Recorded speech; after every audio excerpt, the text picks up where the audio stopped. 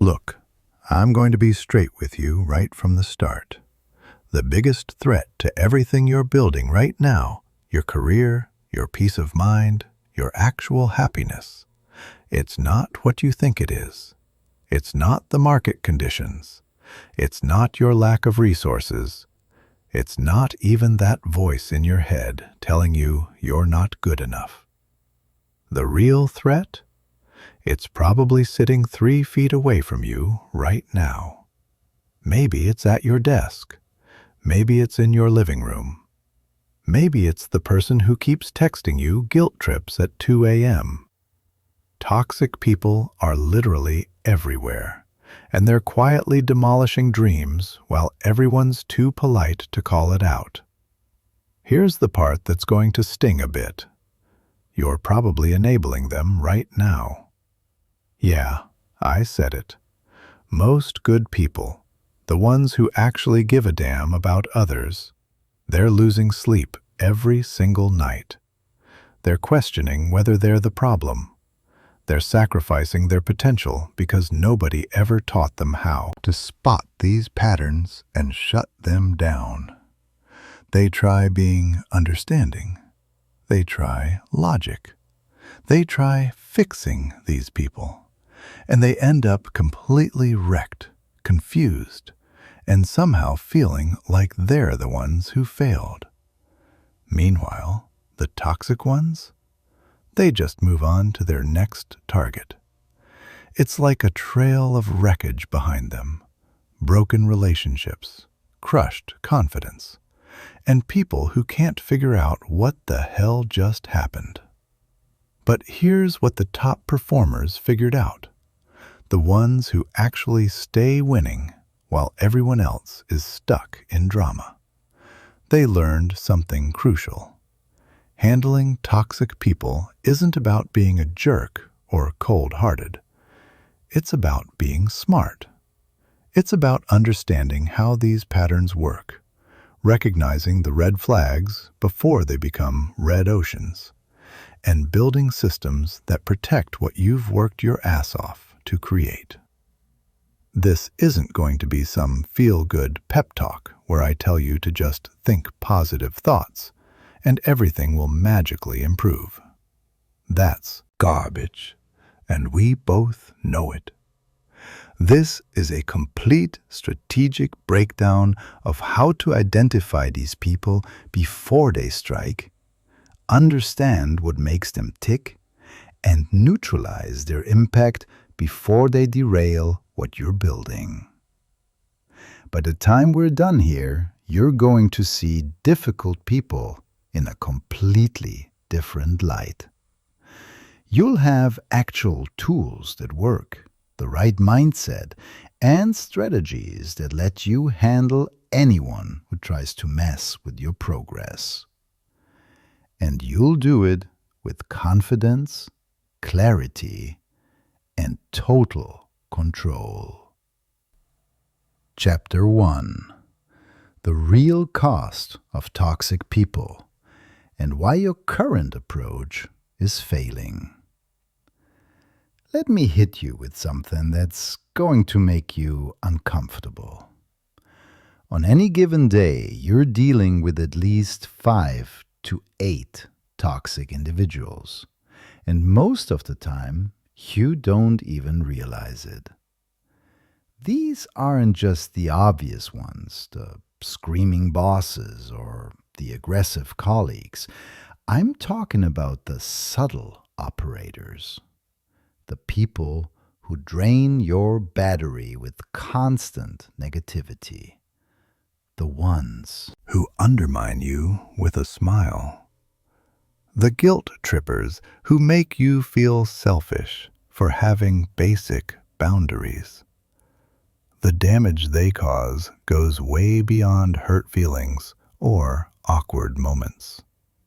Research from Stanford's Behavioral Science Department shows that one toxic person in a team environment can tank productivity by nearly 50% for everyone in their orbit.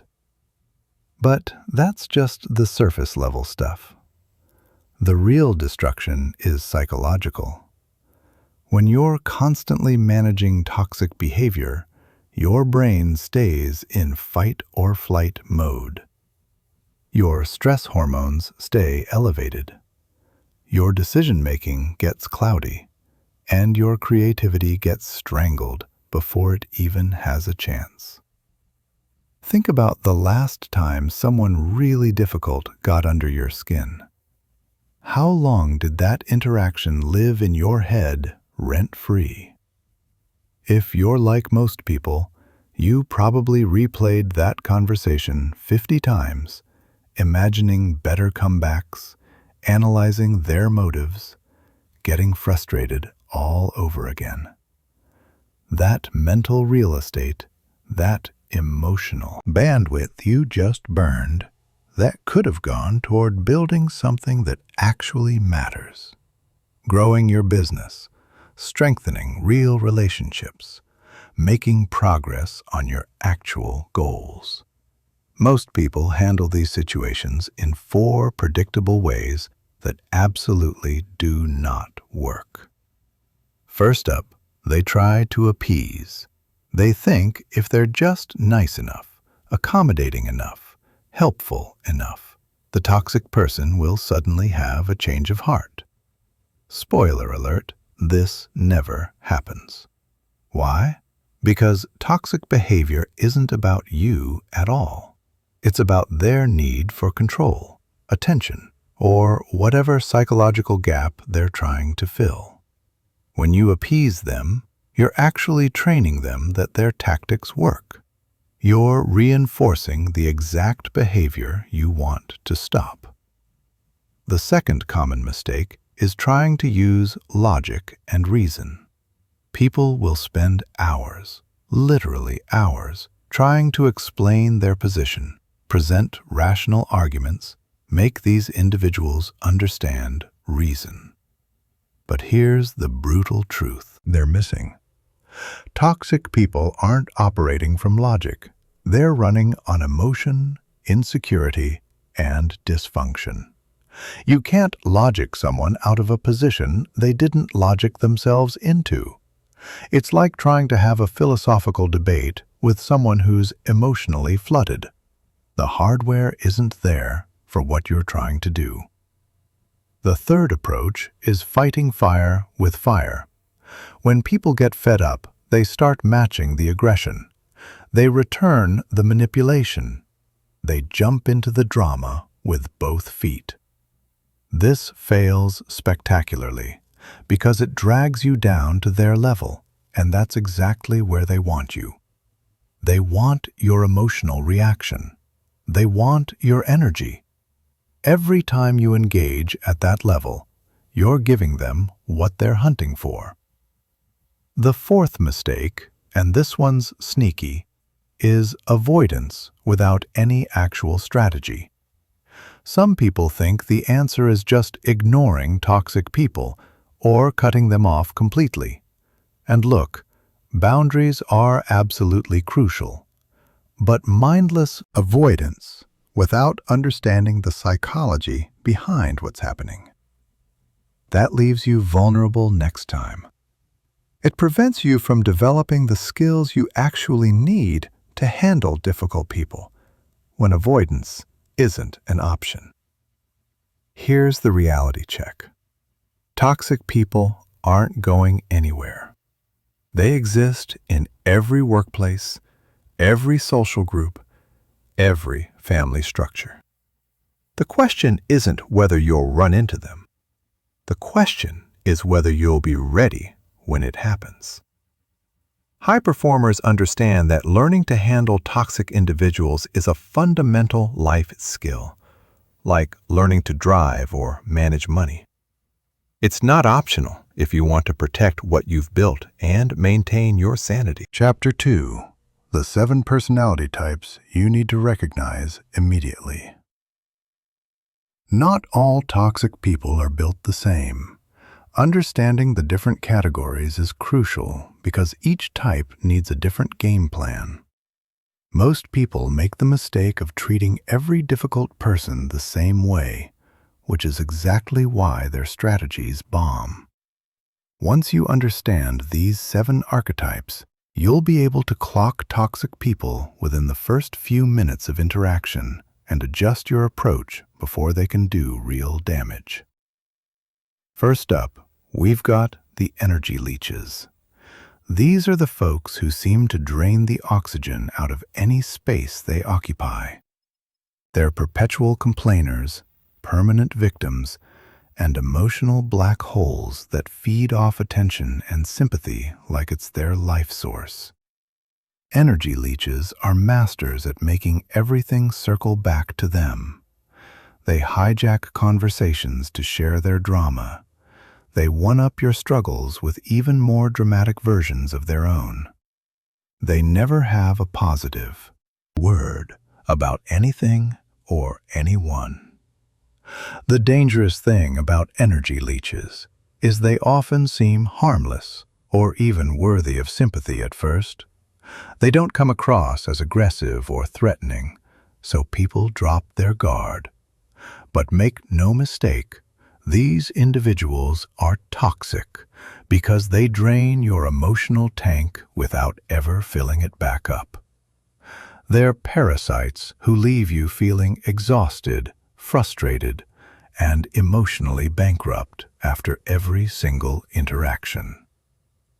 Second type is the dominator. These people have this obsessive need to control every situation and every person in their vicinity. Dominators show up in different flavors. The micromanaging boss who can't let go of anything. The partner who needs to track your every move. The friend who always dictates where everyone goes and what everyone does. They use guilt, fear, manipulation, and sometimes straight-up intimidation to maintain their grip. What makes dominators particularly toxic is their complete inability to respect boundaries or autonomy.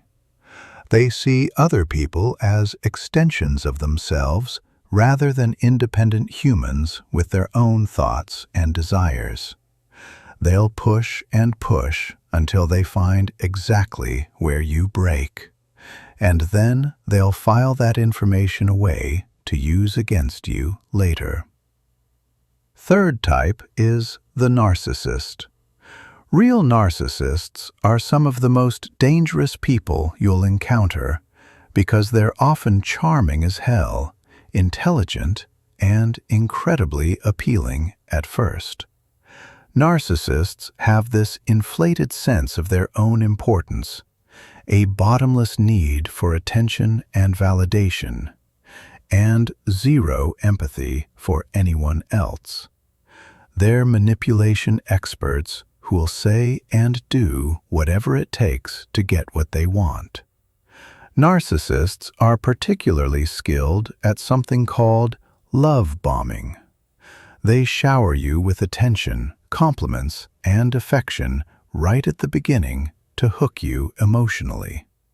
Once they've got you invested, they gradually reveal their true colors, demanding, critical, and completely self-absorbed. They'll steal credit for your wins, blame you for their losses, and make you question your own reality through gaslighting techniques. Fourth type is the passive-aggressive underminer. These individuals never confront anything directly, but they sabotage you through subtle, indirect moves. They agree to help, but then forget or do a terrible job. They make cutting comments disguised as jokes. They spread gossip or share your private information with others. They smile to your face while stabbing you in the back. Passive-aggressive people are toxic because they create this atmosphere of uncertainty and mistrust. You never know where you actually stand with them, and you're constantly walking on eggshells trying to avoid their subtle retaliation. They're especially dangerous in work environments where they can undermine your projects or reputation without leaving obvious fingerprints. Fifth type is the emotional blackmailer. These people are experts at weaponizing guilt, fear, and obligation to control others. They're the ones saying things like, "If you really cared about me, you would." Or, "After everything I've done for you." They make you feel responsible for their emotions and use your compassion against you like a weapon. Emotional blackmailers are particularly effective with kind, caring people who naturally want to help others. They exploit your good nature and flip your strengths into vulnerabilities. They make you feel selfish for having boundaries and guilty for prioritizing your own needs over their endless demands. Sixth type is the perpetual victim. While energy leeches complain about everything, perpetual victims specifically position themselves as constant sufferers who are always being wronged by the world. Nothing is ever their fault. They never own their actions, and they always have someone else to blame for their problems. Perpetual victims are toxic because they refuse any accountability for their lives while expecting everyone else to constantly rescue them. They generate drama and chaos wherever they go, and they use their victim status to manipulate people into helping them or excusing their terrible behavior. Seventh and final type is the boundary crusher. These individuals consistently ignore or bulldoze past any limits others set. They show up uninvited, ask inappropriate questions, share information they shouldn't, and generally act like normal social rules don't apply to them. They often disguise their behavior as being friendly, caring, or just trying to help. Boundary crushers are toxic because they refuse to respect your autonomy and personal space. They make you feel uncomfortable and unsafe, and they often escalate their behavior when you try to establish clear limits. Understanding these 7 types is your first step in developing effective strategies for dealing with toxic people in your life. Chapter 3: The Psychology Behind Toxic Behavior and Why They Target Winners. To effectively handle toxic people, you need to understand what drives them. Toxic behavior isn't random chaos. It serves specific psychological functions for the people engaging in it.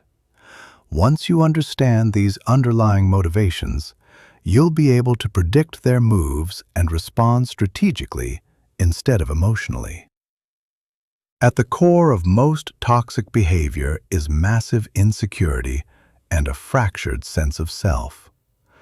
Toxic people don't actually feel good about themselves, despite whatever front they're putting up. They suffer from what psychologists call emotional dysregulation, which means they can't manage their own emotions effectively. Instead of dealing with their internal pain and insecurity in healthy ways, they project it onto others through manipulation, control, and various forms of emotional abuse. Toxic people are often products of childhood trauma, neglect, or dysfunction. They learned early that the world is unsafe, people can't be trusted, and they need to fight for every scrap of attention, love, or resources they can grab. This creates what's called an insecure attachment style, which affects how they relate to everyone for the rest of their lives. However, understanding where toxic behavior comes from doesn't mean you should excuse it or try to fix these people. That's one of the biggest mistakes empathetic, successful people make. They think if they can just show enough love, patience, or understanding, they can heal the toxic person's wounds and change their behavior. This isn't just impossible, it's dangerous to your well-being. Here's a crucial insight most people completely miss. Toxic people specifically hunt successful, confident, emotionally healthy individuals. This isn't coincidence. Toxic people are drawn to people who have what they lack: self-confidence, emotional stability, success, positive energy. They see these qualities as something they can extract or benefit from. Successful people make perfect targets for several reasons. First, they often have resources toxic people want to access: money, connections, opportunities, social status. Second, they tend to be generous and helpful by nature, which makes them easy to manipulate. Third, their success makes toxic people feel inadequate by comparison, which triggers their need to tear others down to feel better about themselves. Toxic people also target successful individuals because they know these people are often busy and distracted. When you're juggling multiple responsibilities and projects, you might not catch subtle manipulation tactics right away. You're also typically optimistic and solution-oriented, which means you'll give toxic people the benefit of the doubt way longer than you should. Another reason toxic people hunt successful individuals is that success often creates isolation. When you're performing at a high level, you naturally have fewer peers and less social support. This makes you more vulnerable to toxic people who position themselves as allies or supporters, exploiting your need for connection and understanding. Toxic people also exploit what psychologists call the fundamental attribution error. This is good people's tendency to attribute bad behavior to external circumstances rather than internal character flaws. When a toxic person treats you badly, your first instinct is to think they're having a rough day, they're under stress, or they didn't mean it the way it sounded. Toxic people count on this tendency because it lets them continue their behavior without consequences.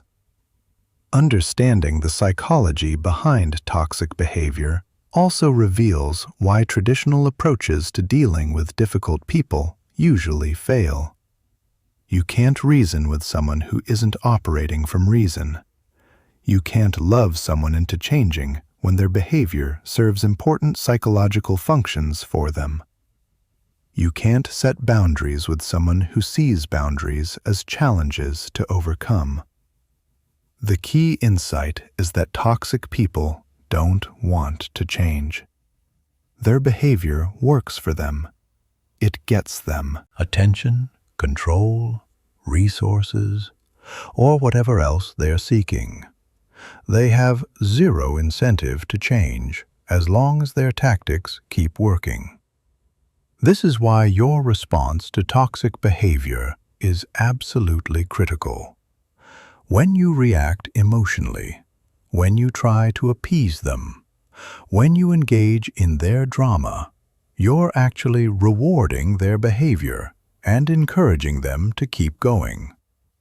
The most effective way to deal with toxic people is understanding that their behavior is about them, not about you.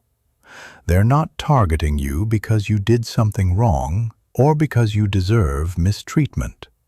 They're targeting you because you have something they want or because their psychological dysfunction drives them to seek out certain types of people to manipulate. This understanding is incredibly liberating because it removes the emotional charge from their behavior. When you realize their actions are predictable responses to their own internal dysfunction, you can respond strategically instead of emotionally. You can protect yourself without taking their behavior personally, and you can maintain your power and peace regardless of how they choose to act. Chapter 4: The 4 Fatal Errors That Keep You Trapped in Toxic Loops. Most people struggling with toxic individuals aren't failing because they're weak or clueless. They're failing because they're making 4 specific strategic errors that actually enable and reinforce toxic behavior. These mistakes are so deeply embedded in our social programming that most people don't even realize they're making them. Once you recognize these patterns, you can break free from the toxic cycles that have been bleeding your energy and sabotaging your progress. The first fatal error is what I call the compassion trap. This is where your natural empathy becomes a weapon that toxic people use against you. Empathetic people have this reflex to make excuses for bad behavior. When someone treats them poorly, they immediately start looking for explanations. Maybe this person had a rough childhood. Maybe they're going through something difficult. Maybe they don't realize the impact of their actions. While empathy is generally a strength, it becomes a liability when you extend it to people who weaponize it. Toxic people are absolute masters at generating sympathy and playing victim when confronted about their behavior. They'll tell you sob stories about their past. They'll cry, apologize, promise to change, and make you feel guilty for standing up for yourself. The compassion trap keeps you stuck because it prevents decisive action. Instead of setting hard boundaries or removing toxic people from your life, you keep giving them chances to change. You keep hoping that if you're just patient enough or understanding enough, they'll magically become the person you need them to be. This never happens because toxic people don't change unless they face real consequences for their behavior. The second fatal error is the reasoning delusion. This is the belief that you can logic your way through to toxic people if you just find the right words or the right approach. Rational people assume everyone else is rational too, so they burn enormous amounts of time and energy trying to explain their perspective, defend their position, or convince toxic people to see sense. The reasoning delusion is particularly dangerous because it can consume years of your life.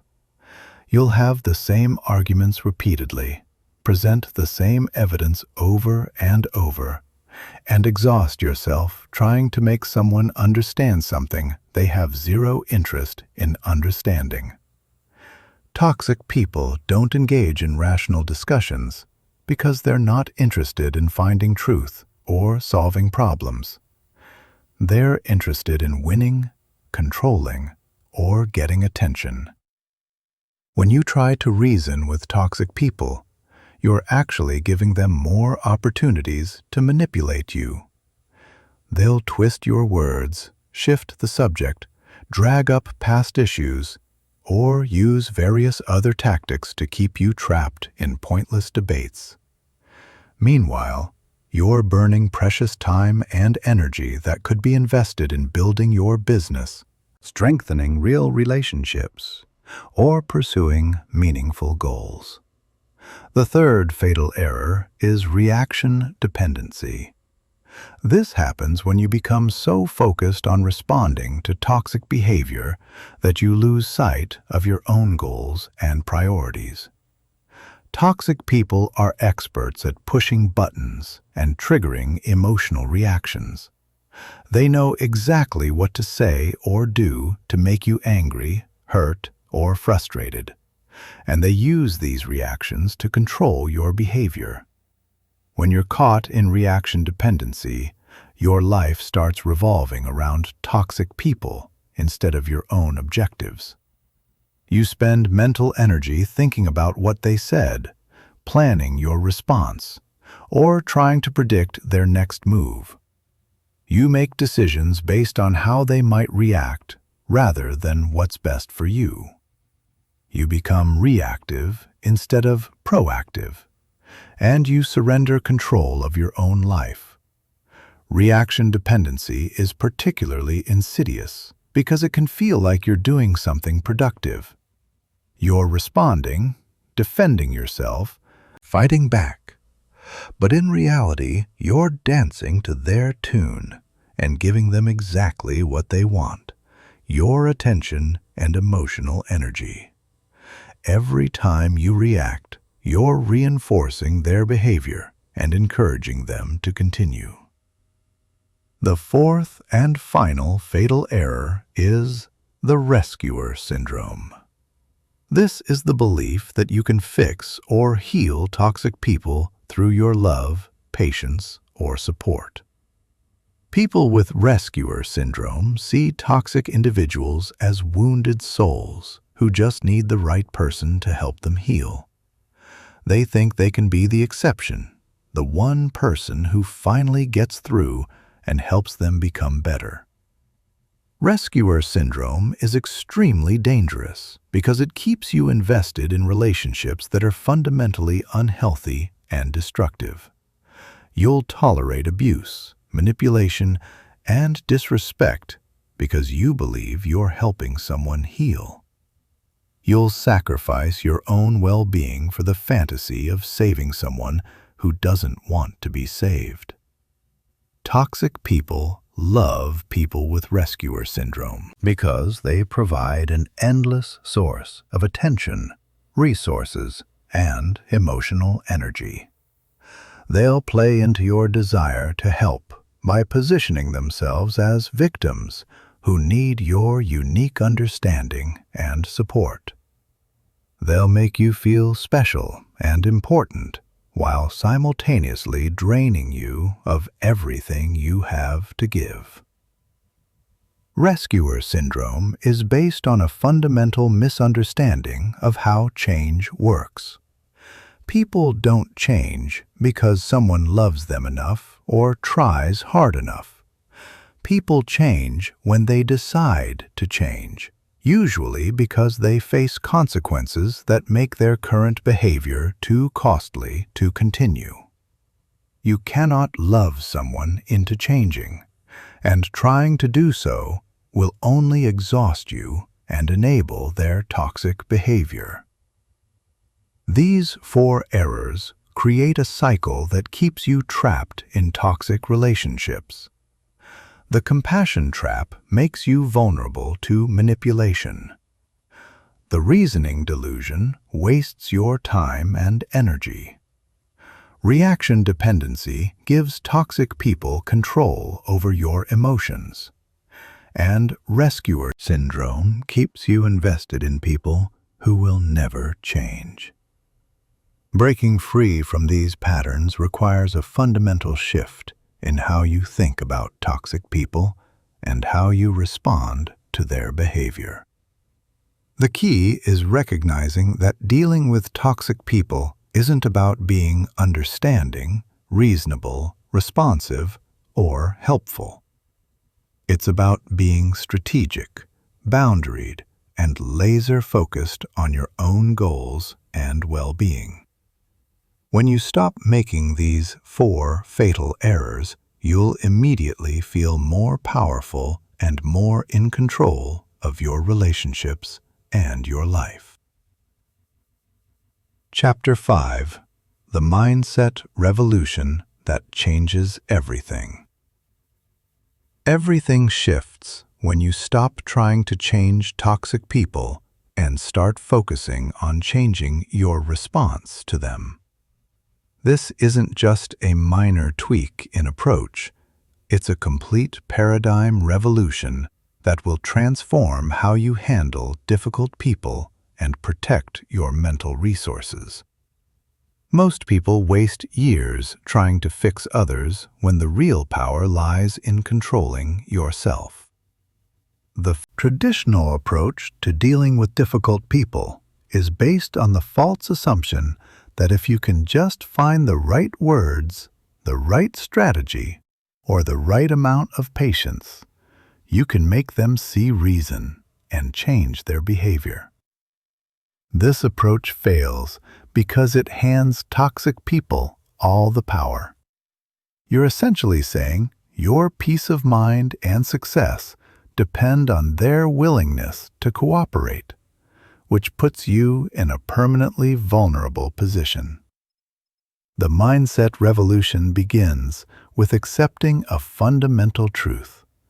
You cannot control other people's behavior, but you have complete control over your response to their behavior. This might seem obvious, but most people live as if the opposite were true.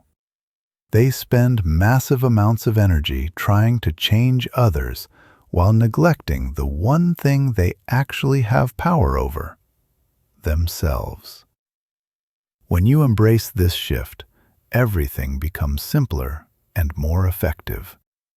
Instead of asking, "How can I make this person stop being toxic?" you start asking, "How can I protect myself from this person's toxicity?" Instead of trying to convince them to treat you better, you focus on creating consequences that make their bad behavior costly for them.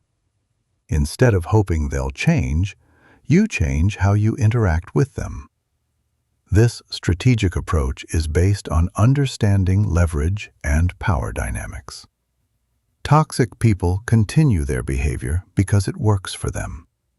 They get attention, control, resources, or emotional reactions from their targets. When you stop providing these rewards and start imposing costs for their behavior, you shift the power dynamic in your favor.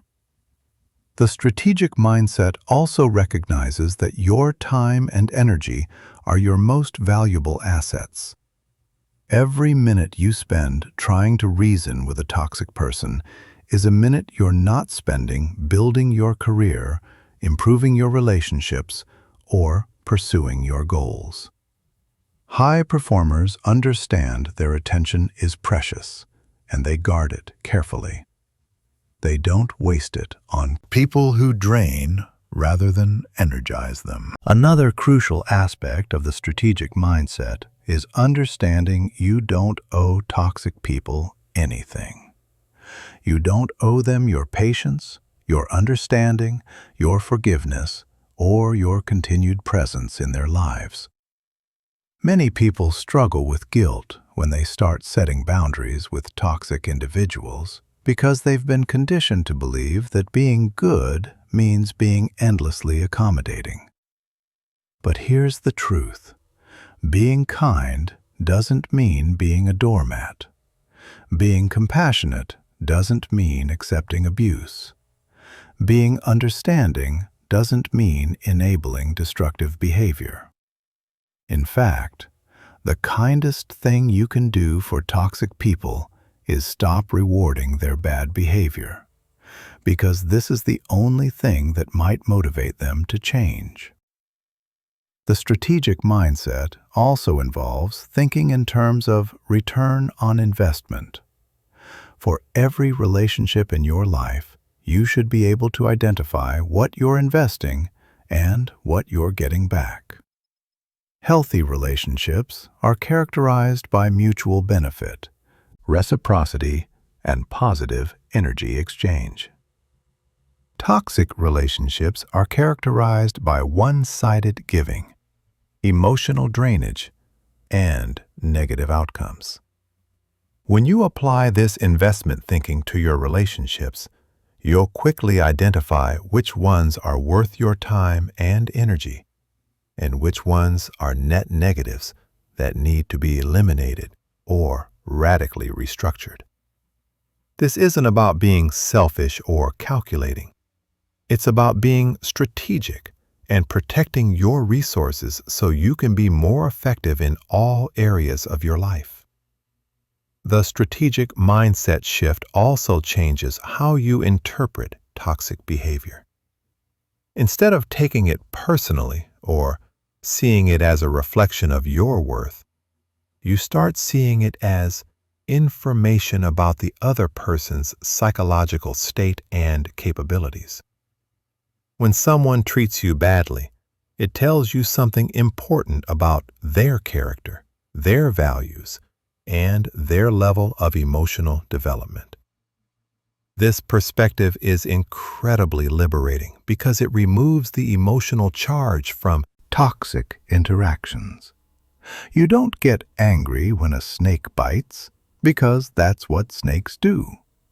Similarly, when you truly understand that toxic behavior is about the other person's dysfunction rather than about you, you can respond calmly and strategically rather than emotionally.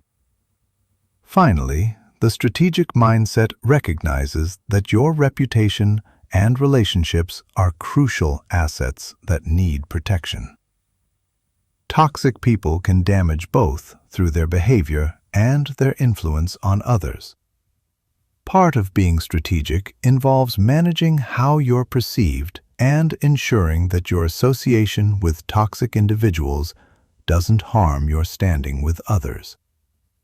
This mindset shift is the foundation for everything else you'll learn about dealing with toxic people.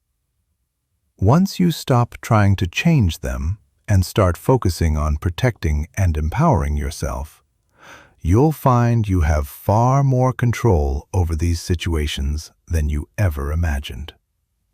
You'll also discover that many problems that seemed impossible to solve become much more manageable when approached strategically rather than emotionally. Chapter 6. Tactical Response Protocols for Each Toxic Type. Now that you understand the psychology behind toxic behavior and the strategic mindset required to handle it effectively, let's get into the specific tactics you need for each type of toxic person. Remember, cookie-cutter approaches fail because different toxic personalities require different strategic responses. What works with an energy leech will backfire with a dominator, and what neutralizes a narcissist might empower a passive-aggressive underminer. When dealing with energy leeches, your primary strategy is energy conservation and redirection. These individuals feed off your emotional energy and attention, so your goal is to starve them of what they need while protecting your own resources. The most effective technique is called the Greystone method. You become as boring and unresponsive as possible during interactions. Give short, factual responses without emotional content. Don't ask follow-up questions about their problems. Don't offer solutions, and don't show sympathy for their latest crisis. For example, when an energy leech starts complaining about their job for the 100th time, instead of saying, "Oh no, what happened this time?" you simply say, "That sounds tough," and immediately change the subject or excuse yourself from the conversation. You're acknowledging their statement without feeding into their need for attention and drama. Over time, they'll find you less satisfying to interact with and will move on to more responsive targets. Dominators require a completely different approach because they interpret any sign of weakness or accommodation as an invitation to increase their control. With dominators, you must establish and maintain firm boundaries from the very beginning. The key is being consistently assertive without being aggressive. You state your position clearly, you don't justify, explain extensively, and you don't negotiate on non-negotiable issues. When a dominator tries to micromanage your work, you don't argue about whether their oversight is necessary. Instead, you say something like, "I understand your concerns. I'll update you on progress at our scheduled weekly meeting." Then you do exactly what you said you would do, nothing more and nothing less. Dominators respect consistency and strength, so you must never waver once you've established a boundary. Narcissists are perhaps the most challenging toxic people to handle because they're often intelligent, charismatic, and skilled at manipulation. The key to handling narcissists is never giving them the admiration and attention they crave, while also never directly challenging their inflated self-image.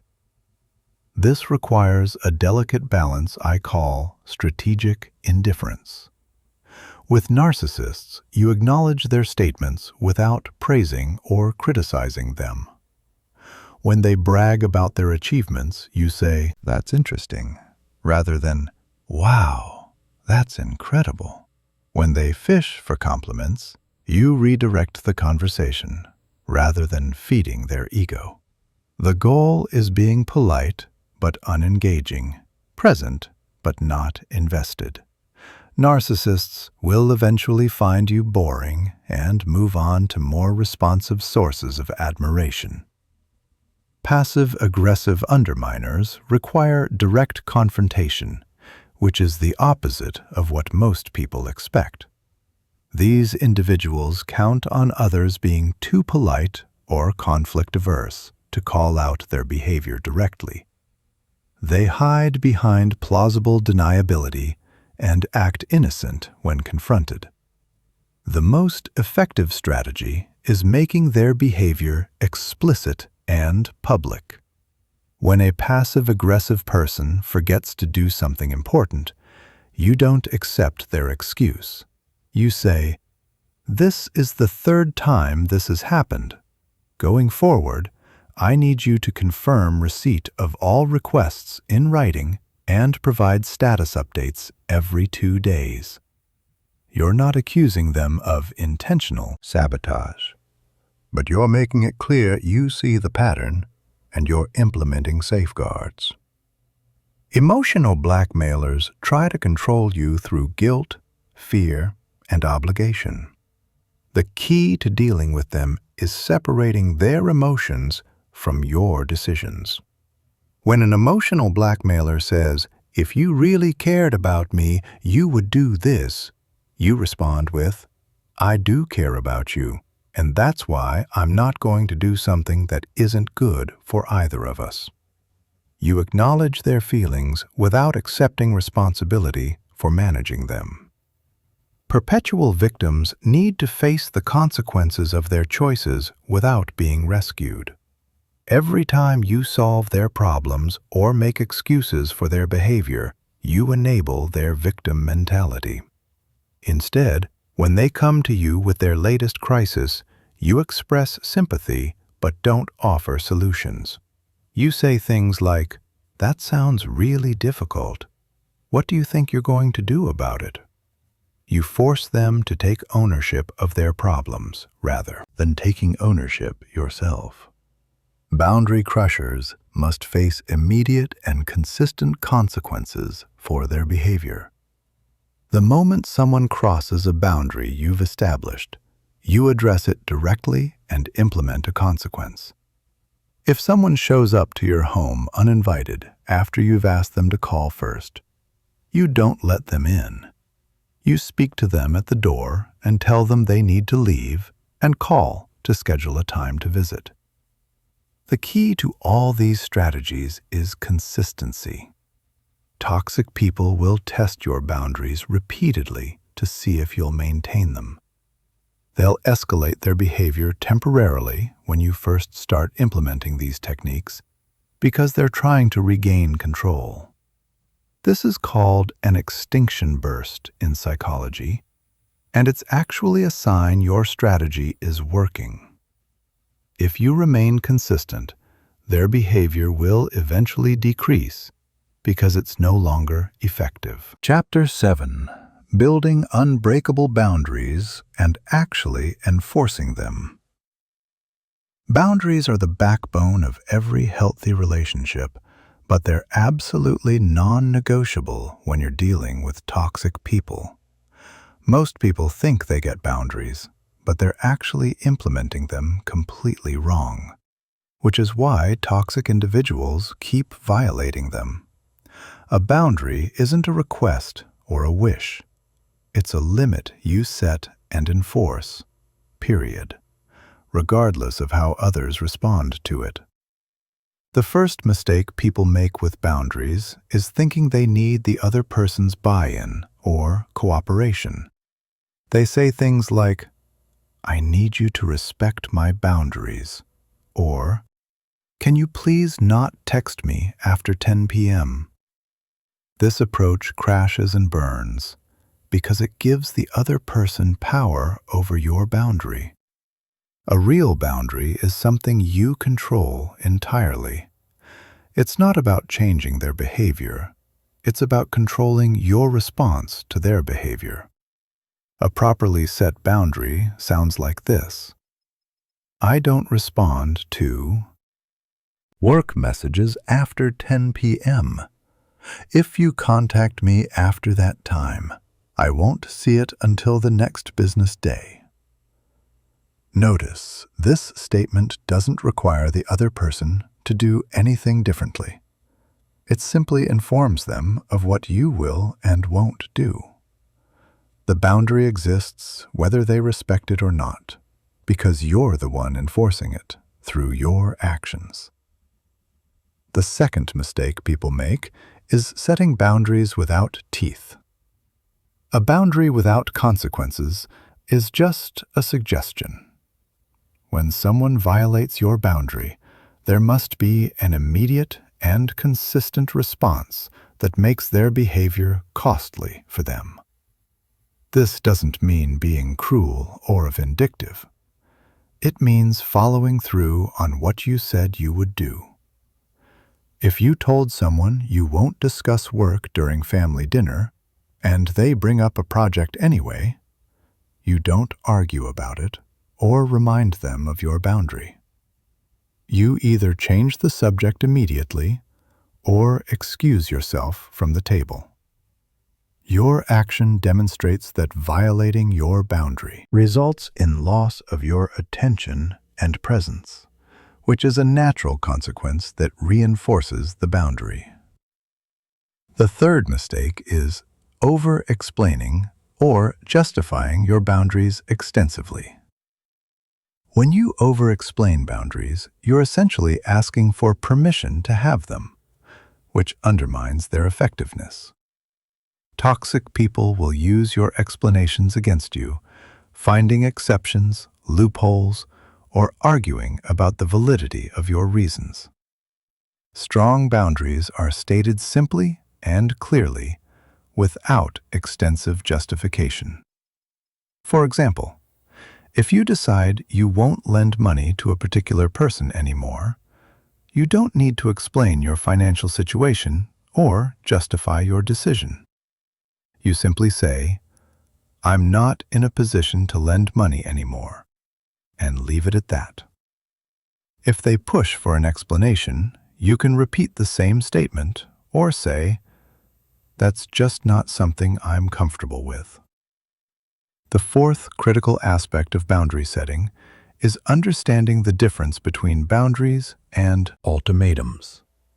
Boundaries are about controlling your own behavior, while ultimatums are about controlling someone else's behavior. Ultimatums often backfire because they create power struggles and can be called as bluffs. Boundaries, on the other hand, are simply statements of fact about what you will and won't do.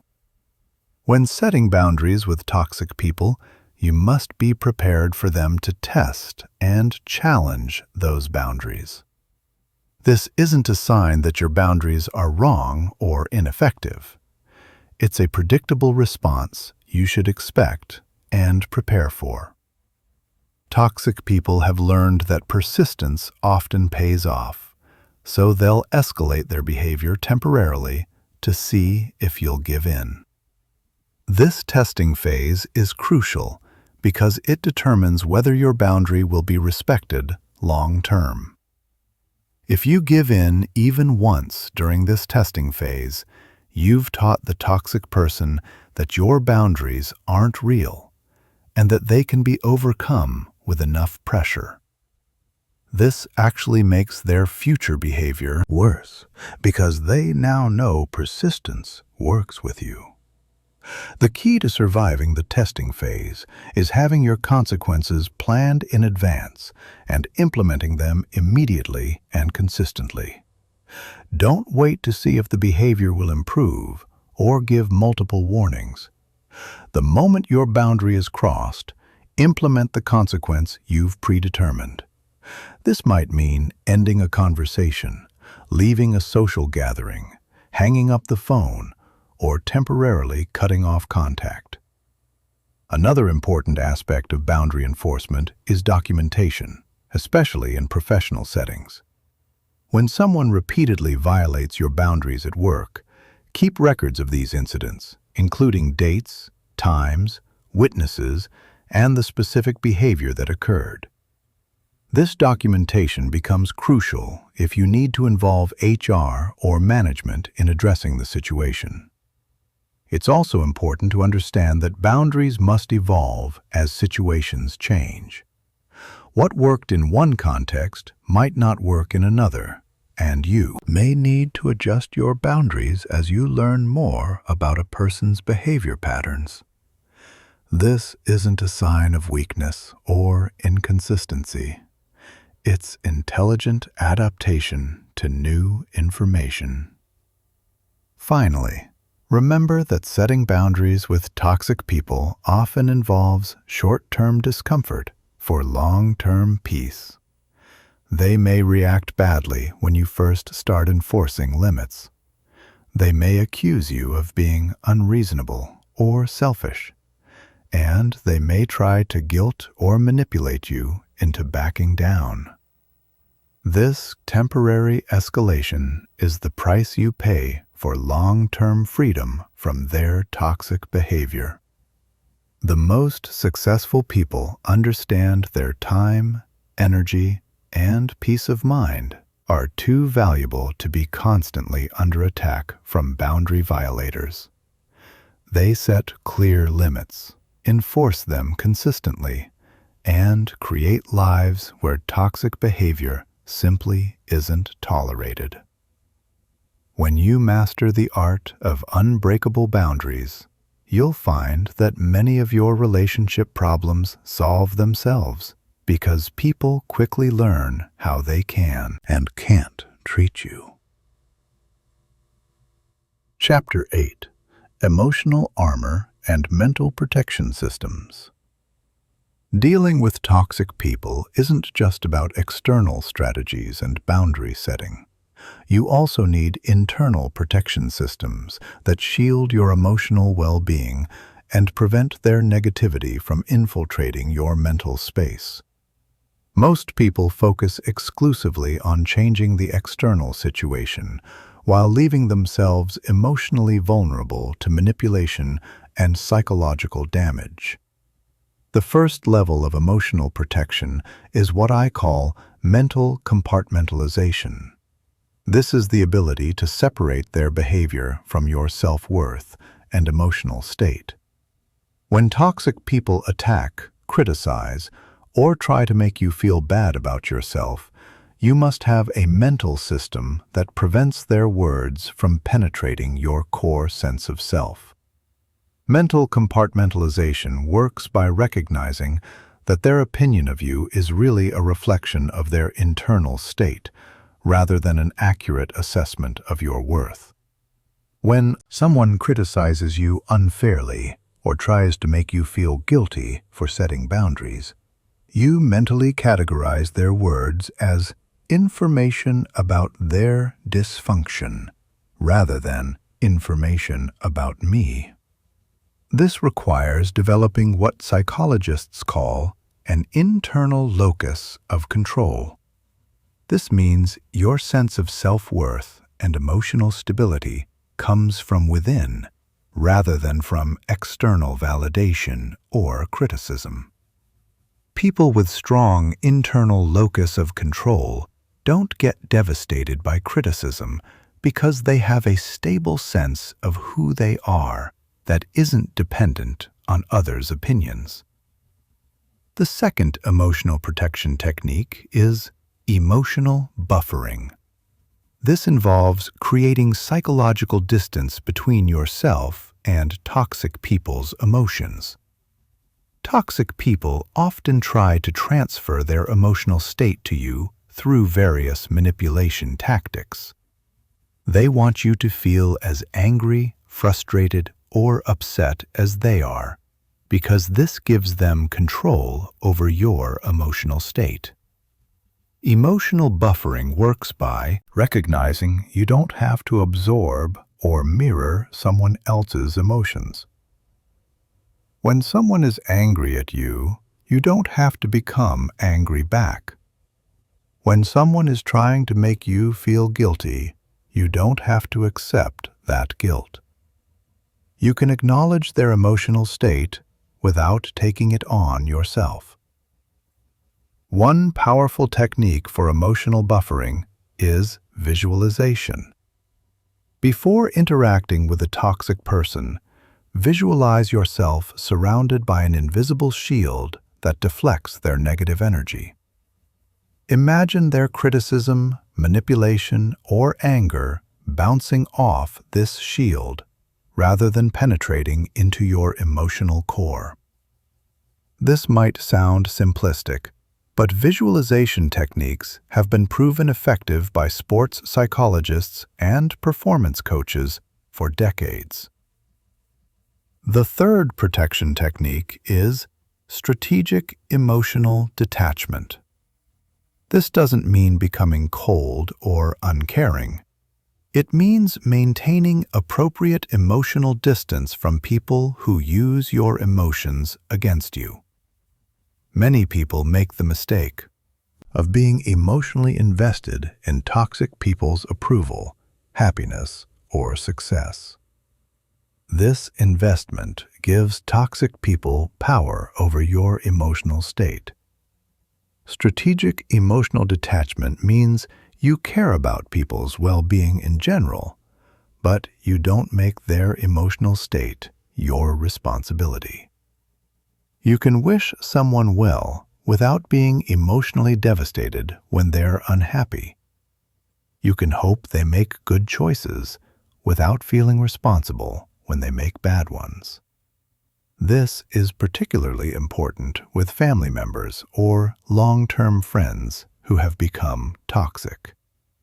You don't have to stop loving them, but you do need to stop making their emotions your priority. You can love someone from a distance and maintain emotional boundaries that protect your own well-being. The fourth technique is cognitive reframing. This involves consciously changing how you interpret and think about toxic people's behavior.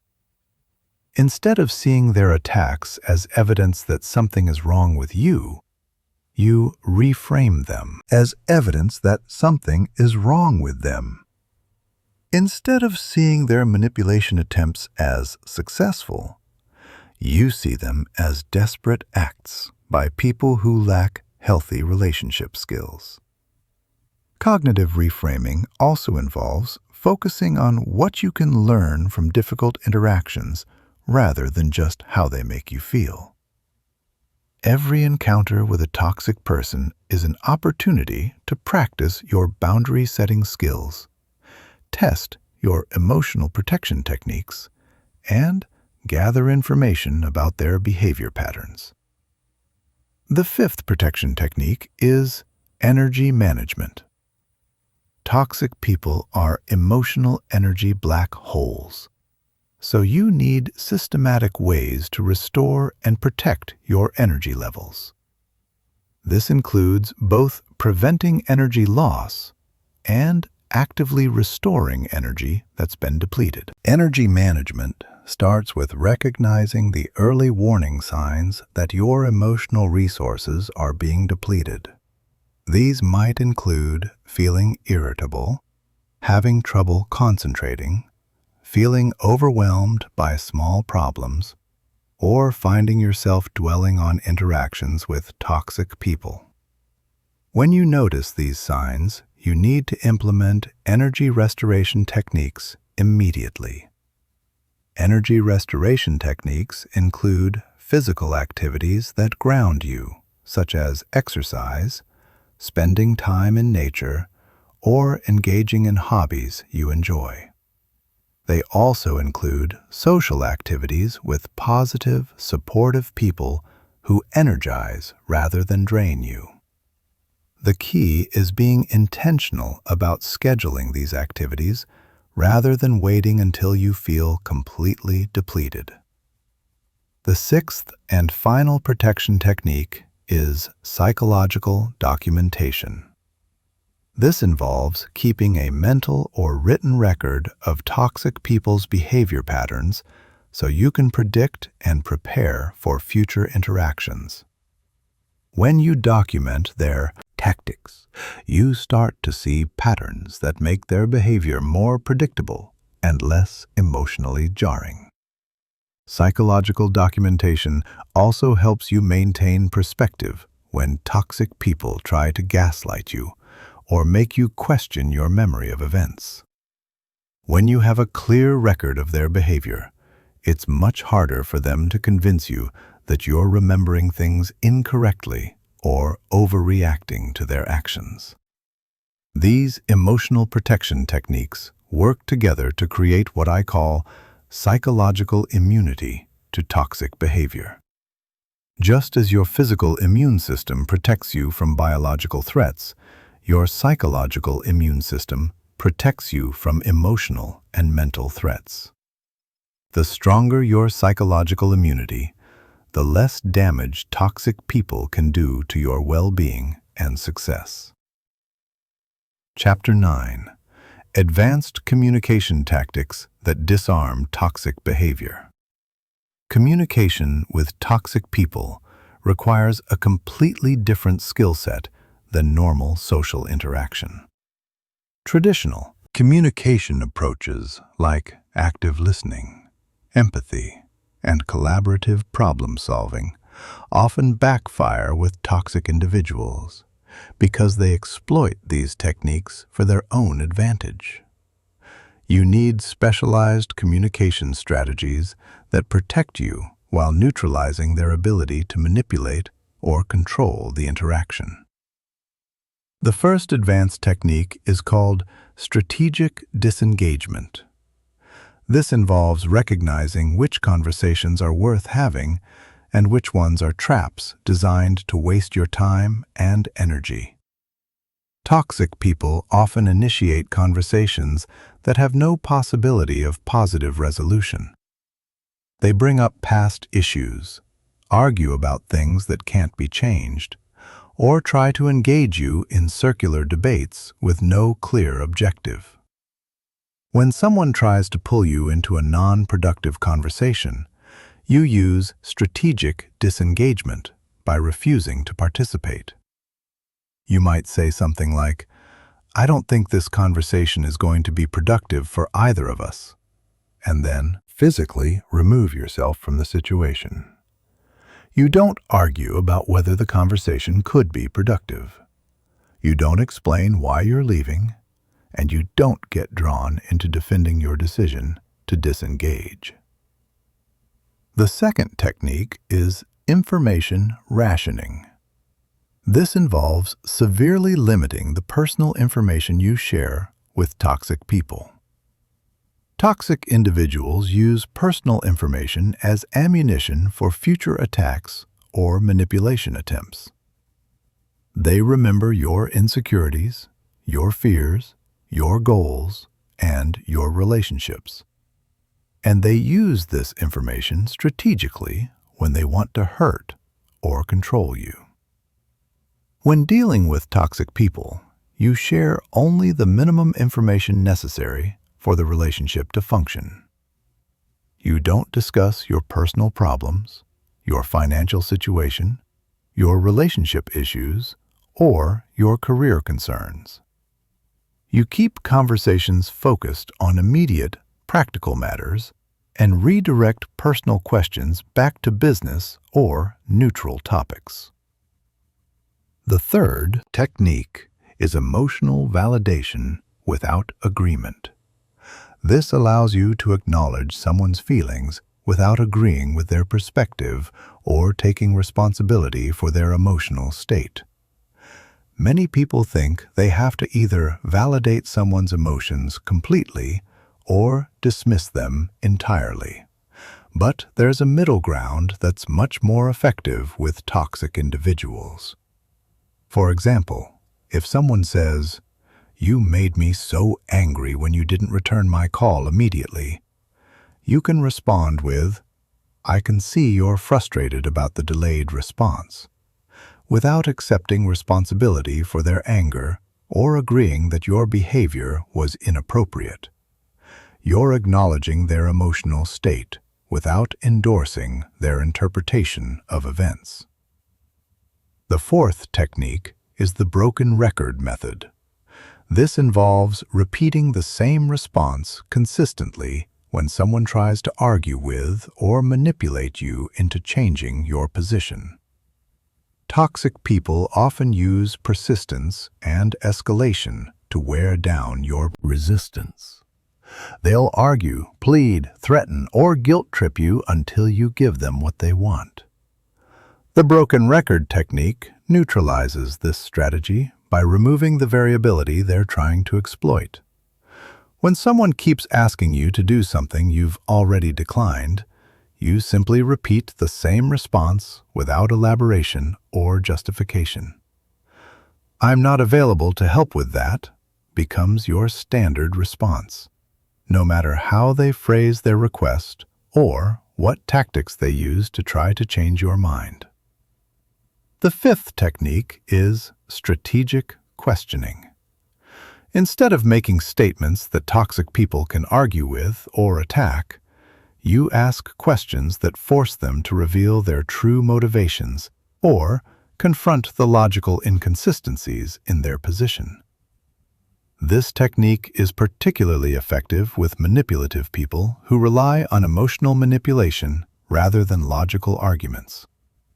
For example, if someone is trying to guilt you into doing something by saying, "If you really cared about me, you would do this," you can respond with, "What makes you think that doing this particular thing is the only way to show I care?" This question forces them to defend their logic rather than allowing them to manipulate your emotions. The sixth technique is deflection and redirection. When toxic people try to blame you for their problems or make you responsible for their emotions, you deflect the blame back to them and redirect the conversation toward solutions they can implement themselves. This prevents you from getting trapped in discussions about who's at fault, while encouraging them to take responsibility for their own issues. If someone says, "You're making me feel bad," you can respond with, "That sounds frustrating for you. What do you think you could do to feel better?" You're not accepting responsibility for their emotions, but you're also not arguing about whether you caused them. You're simply redirecting the focus toward what they can do to solve their own problem. The seventh technique is time limiting. This involves setting specific time boundaries for interactions with toxic people and sticking to them regardless of how the conversation is going. Many toxic people use time pressure and extended discussions to wear down your resistance and get what they want. Before interacting with a toxic person, decide how much time you're willing to invest in the conversation and announce this limit at the beginning. "I have about 15 minutes to discuss this," gives you a natural exit strategy and prevents them from trapping you in endless circular discussions. The eighth and final technique is documentation and witnesses. In situations where you need to interact with toxic people regularly, especially in professional settings, you document important conversations and include witnesses whenever possible. This protects you from gaslighting attempts and provides evidence if the situation escalates to the point where you need outside intervention. Documentation doesn't mean recording conversations without permission, which can create legal issues. It means sending follow-up emails that summarize what was discussed and agreed upon, copying relevant supervisors or colleagues on important communications, and keeping records of when toxic behavior occurs.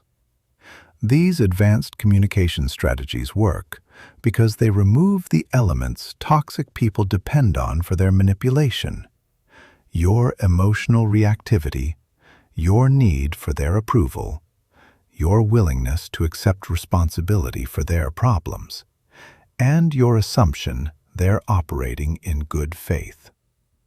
When you master these techniques, you'll find that toxic people either modify their behavior when interacting with you, or they avoid you altogether, both of which are positive outcomes. Chapter 10. The Strategic Decision Framework. Fight, flight, or strategic stay. One of the toughest parts of dealing with toxic people is knowing when to invest energy in fixing the situation and when to just walk away entirely. Many people waste years trying to repair relationships that can't be repaired, while others bail too quickly on situations that could be resolved with the right approach. Making the wrong call here can cost you years of your life and massive amounts of emotional energy. The Strategic Decision Framework is a systematic approach for evaluating your options when dealing with toxic people. It considers 4 key factors: the relationship's importance to your goals, your ability to influence the situation, the cost of continued engagement, and the availability of alternatives. By analyzing these factors objectively, you can make rational decisions rather than emotional ones. The first factor is relationship importance. Not all relationships carry equal weight for your success and well-being. A toxic boss who controls your career trajectory requires a different strategy than a toxic neighbor who has zero impact on your professional life. A toxic family member who will be in your life for decades needs different handling than a toxic acquaintance you can easily avoid. To assess relationship importance, ask yourself these questions. Does this person have power over my career, finances, or living situation? Will I be forced to interact with them regularly, regardless of my preferences? Do they have influence over other important relationships in my life? Are they connected to goals or opportunities that matter to me? The higher the importance, the more effort it's worth investing in finding a solution rather than simply avoiding the person. The second factor is your ability to influence the situation. Some toxic people can be managed or neutralized through the strategies we've discussed, while others are completely resistant to change. Your ability to influence depends on several variables: your position relative to theirs, their level of psychological dysfunction, the support you have from others, and the consequences you can impose for their behavior. People with severe personality disorders, active addictions, or deep-seated psychological problems are generally not influenced by boundary setting or strategic communication. They require professional intervention or complete avoidance. On the other hand, people who are toxic due to stress, poor modeling, or lack of awareness can often be managed effectively with consistent boundaries and consequences. The third factor is the cost of continued engagement.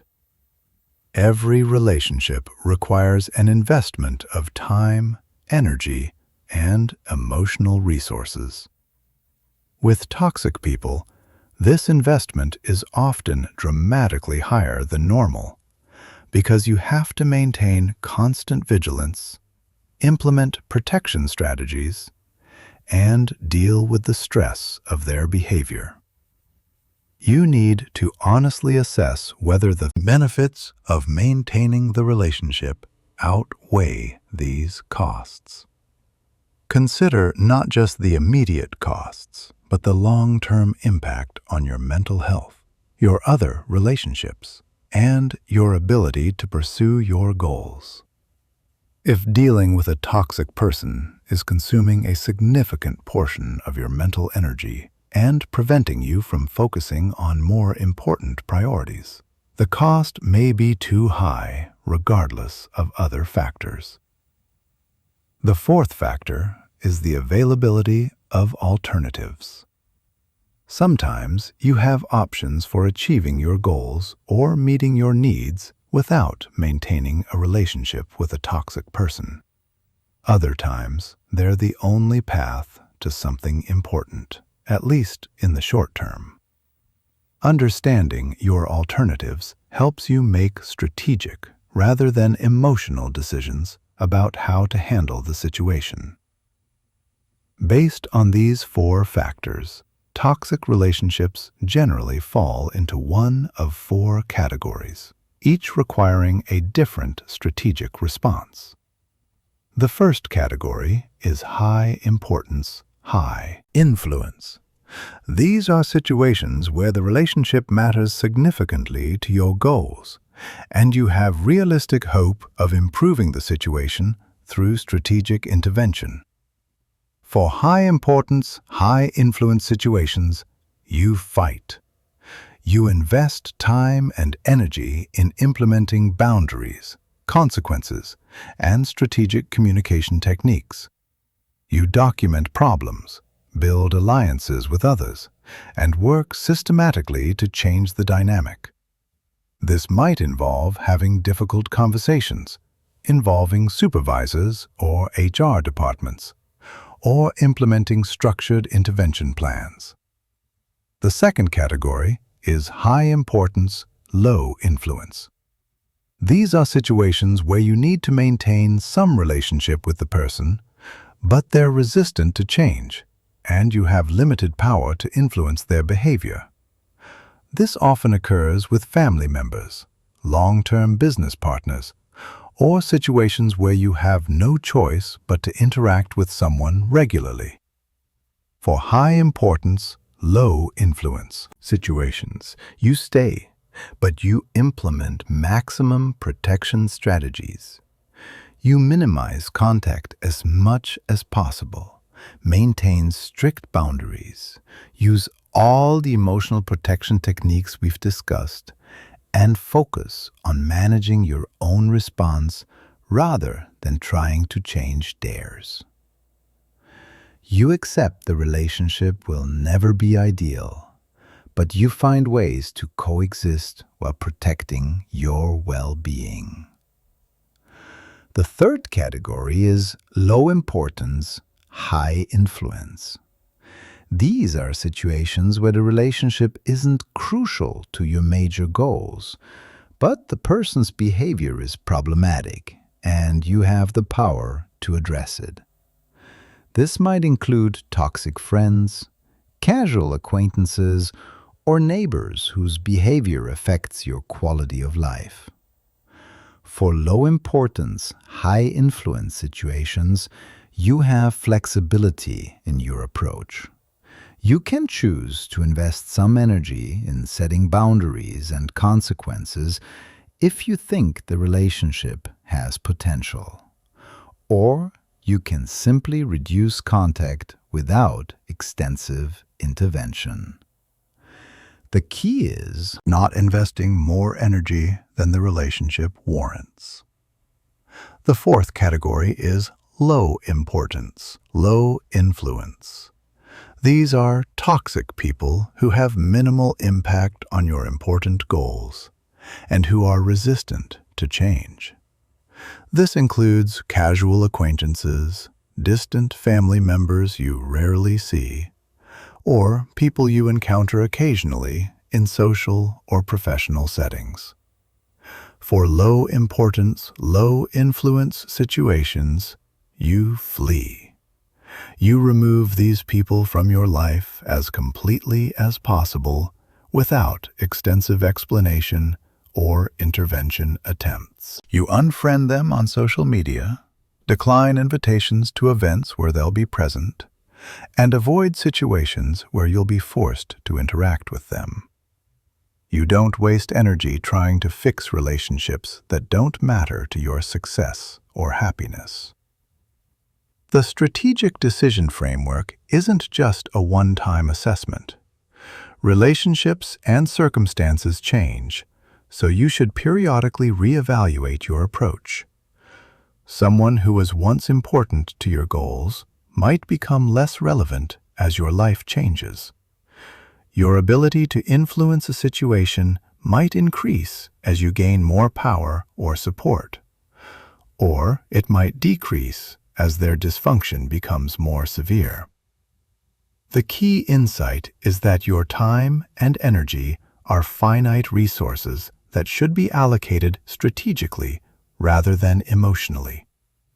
Every hour you spend trying to fix an unfixable relationship is an hour you're not spending building positive relationships, pursuing your goals, or improving your own skills and capabilities. Successful people are ruthless about protecting their most valuable resource, their attention. They invest it where it will generate the highest return, and they don't waste it on people who consistently drain rather than energize them. Chapter 11. Navigating Workplace Toxicity Without Career Suicide. The workplace presents unique challenges when dealing with toxic people because you can't simply cut them out of your life like you can with toxic friends or acquaintances. Your career, your income, and your professional reputation are all on the line, which means you need sophisticated strategies that protect you while advancing your goals.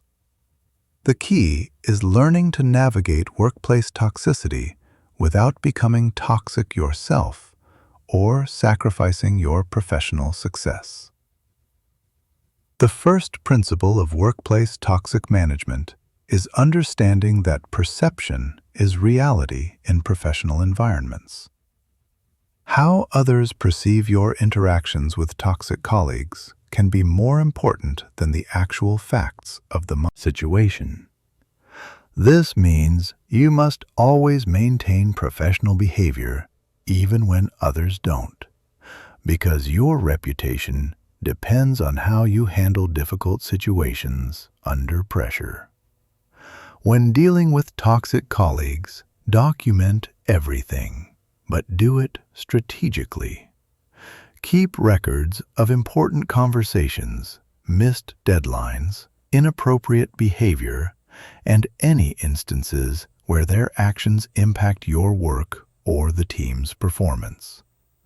However, don't make your documentation obvious or turn it into a weapon you wave around. Professional documentation should be factual, objective, and focused on business impact rather than personal grievances. Email is your best ally when dealing with workplace toxic people because it creates an automatic paper trail. After important verbal conversations, send a follow-up email summarizing what was discussed and what actions were agreed upon. This prevents gaslighting and creates accountability. When someone tries to deny what they committed to, you have written evidence of the original agreement.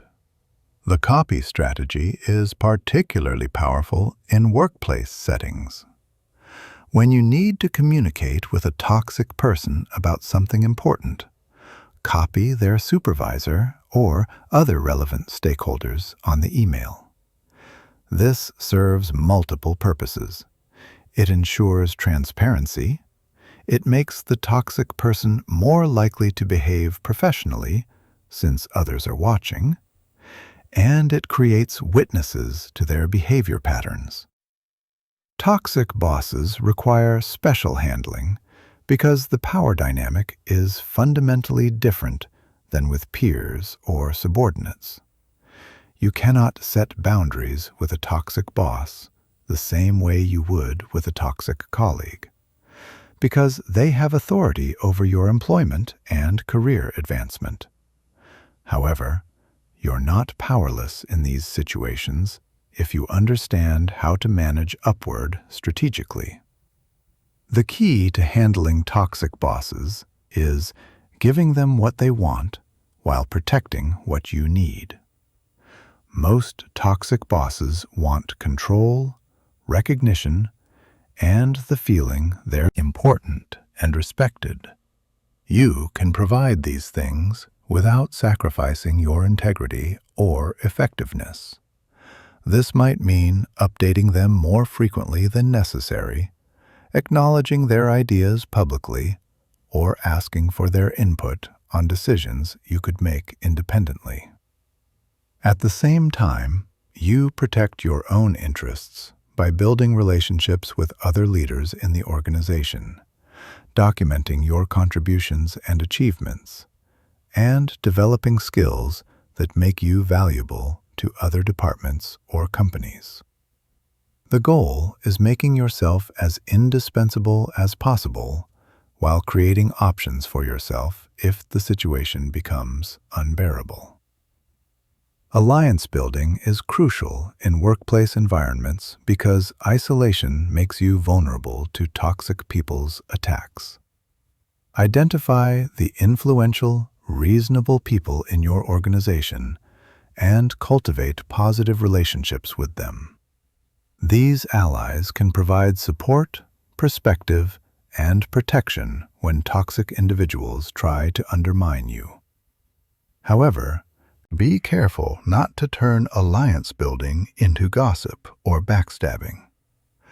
Professional allies should be people who know your work quality and character, not people who bond with you over complaining about difficult colleagues.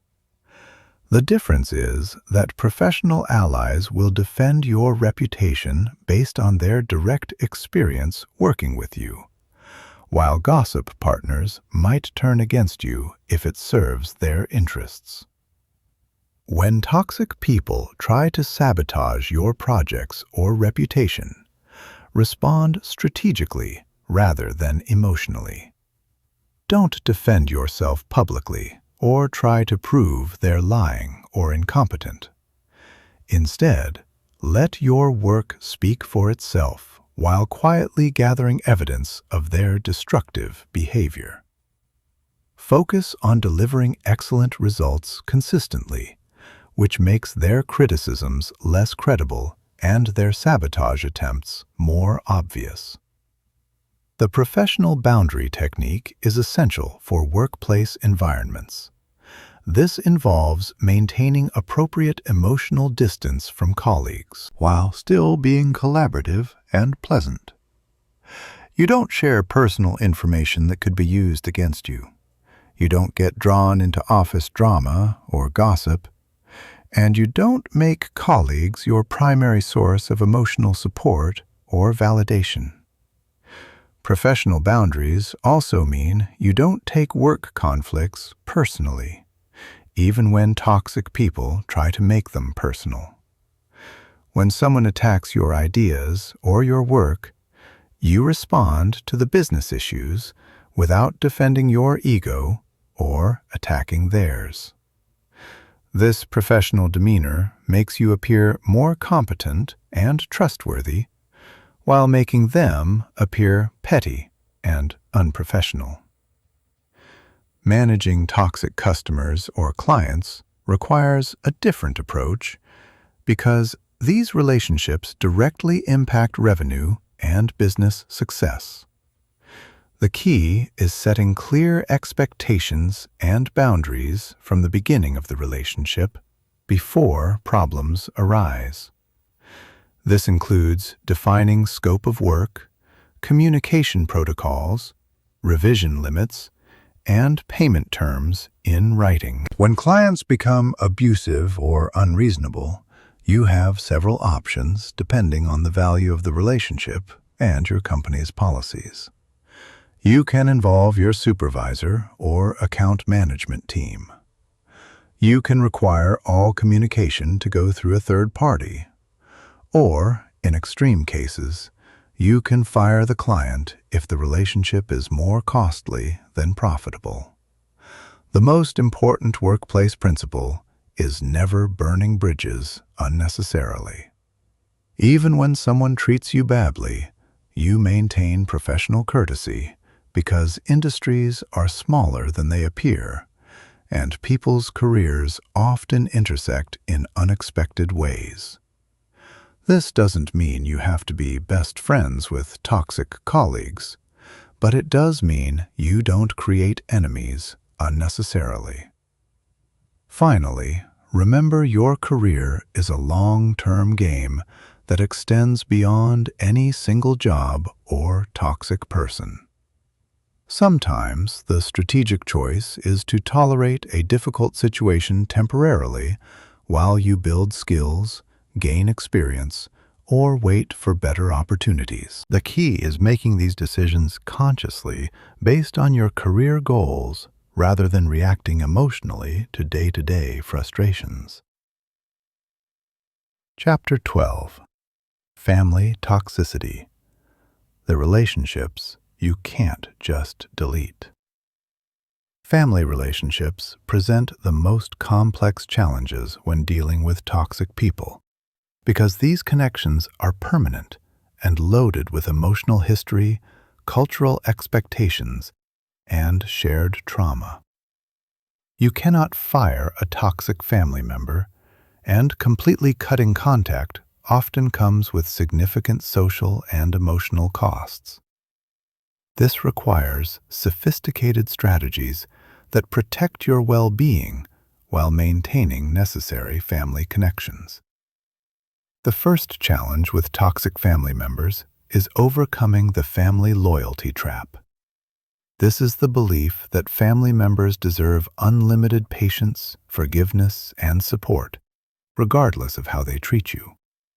Society reinforces this belief through cultural messages about family being everything, blood being thicker than water, and family members always being there for each other. However, the reality is that sharing DNA or growing up in the same household doesn't automatically create healthy, functional relationships. Some family members are genuinely toxic people who happen to be related to you, and treating them differently than you would treat toxic strangers only enables their behavior and makes you more vulnerable to their manipulation. The key insight is that you can love family members while still protecting yourself from their toxic behavior. Love doesn't require accepting abuse, manipulation, or disrespect. You can care about someone's well-being while refusing to tolerate their destructive actions. This distinction is crucial because it allows you to maintain family connections without sacrificing your mental health or success. Toxic parents present unique challenges because the parent-child relationship is foundational to your psychological development and self-concept. If you grew up with toxic parents, You may have internalized their critical messages, learned dysfunctional relationship patterns, or developed trauma responses that affect all your adult relationships. Healing from toxic parenting requires recognizing that your parents' treatment of you was about their limitations and dysfunction, not about your worth or lovability. Children naturally assume their parents' behavior reflects their own value, but this assumption is often incorrect. Toxic parents often treat their children badly because of their own unresolved trauma, mental health issues, or emotional immaturity. Setting boundaries with toxic parents as an adult requires overcoming both external pressure and internal guilt. Other family members, friends, and society in general may criticize you for not being more understanding or forgiving toward your parents. You may feel guilty for setting limits with people who raised you and provided for you during childhood. The key is remembering that gratitude for past care doesn't require accepting present abuse. You can appreciate what your parents did for you as a child while still protecting yourself from their toxic behavior as an adult. Boundaries aren't punishment or revenge. They're necessary protection for your mental health and success. Toxic siblings often compete for parental attention and resources well into adulthood, creating ongoing drama and conflict at family gatherings. They may try to recreate childhood dynamics where you played specific roles, like the scapegoat, the golden child, or the caretaker. Breaking free from these roles requires conscious effort and consistent boundary enforcement. The family role reset technique involves refusing to play the role that toxic family members expect you to play. If you were always the peacemaker who smoothed over conflicts, you stop automatically jumping in to fix family problems. If you were the responsible one who took care of everyone else's needs, you start prioritizing your own needs and letting others handle their own problems. Holiday gatherings and family events require special strategies because these occasions often force you to interact with toxic family members in close quarters for extended periods. The key is planning your approach in advance, rather than hoping things will go smoothly or trying to manage situations reactively. Pre-event planning includes deciding how long you'll stay, what topics you will and won't discuss, how you'll respond to predictable triggering behavior, and what your exit strategy will be if things become unbearable. You might decide to stay in a hotel rather than in the family home, limit your visit to a few hours rather than a few days, or bring a supportive friend or partner who can help you maintain perspective. The standard response technique involves preparing predetermined responses for common family manipulation tactics. When relatives try to guilt you about your boundaries, ask inappropriate questions, or bring up old grievances, you have prepared responses you can repeat calmly without getting drawn into lengthy explanations or justifications.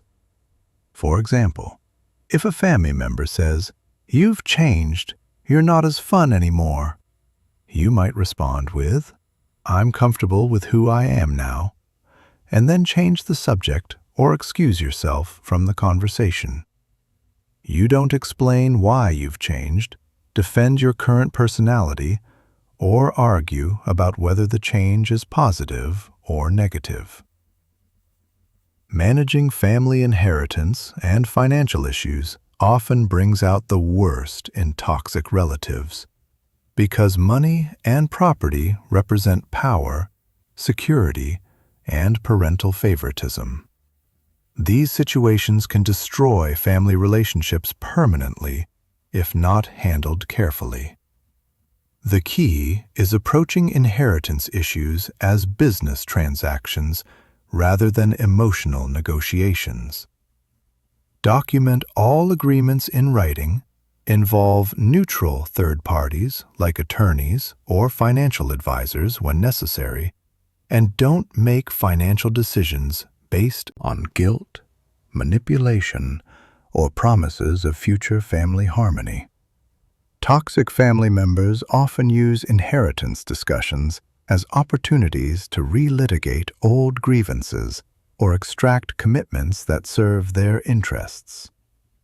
The information firewall technique is crucial for family relationships because toxic relatives often use personal information to create drama, manipulate other family members, or interfere in your life.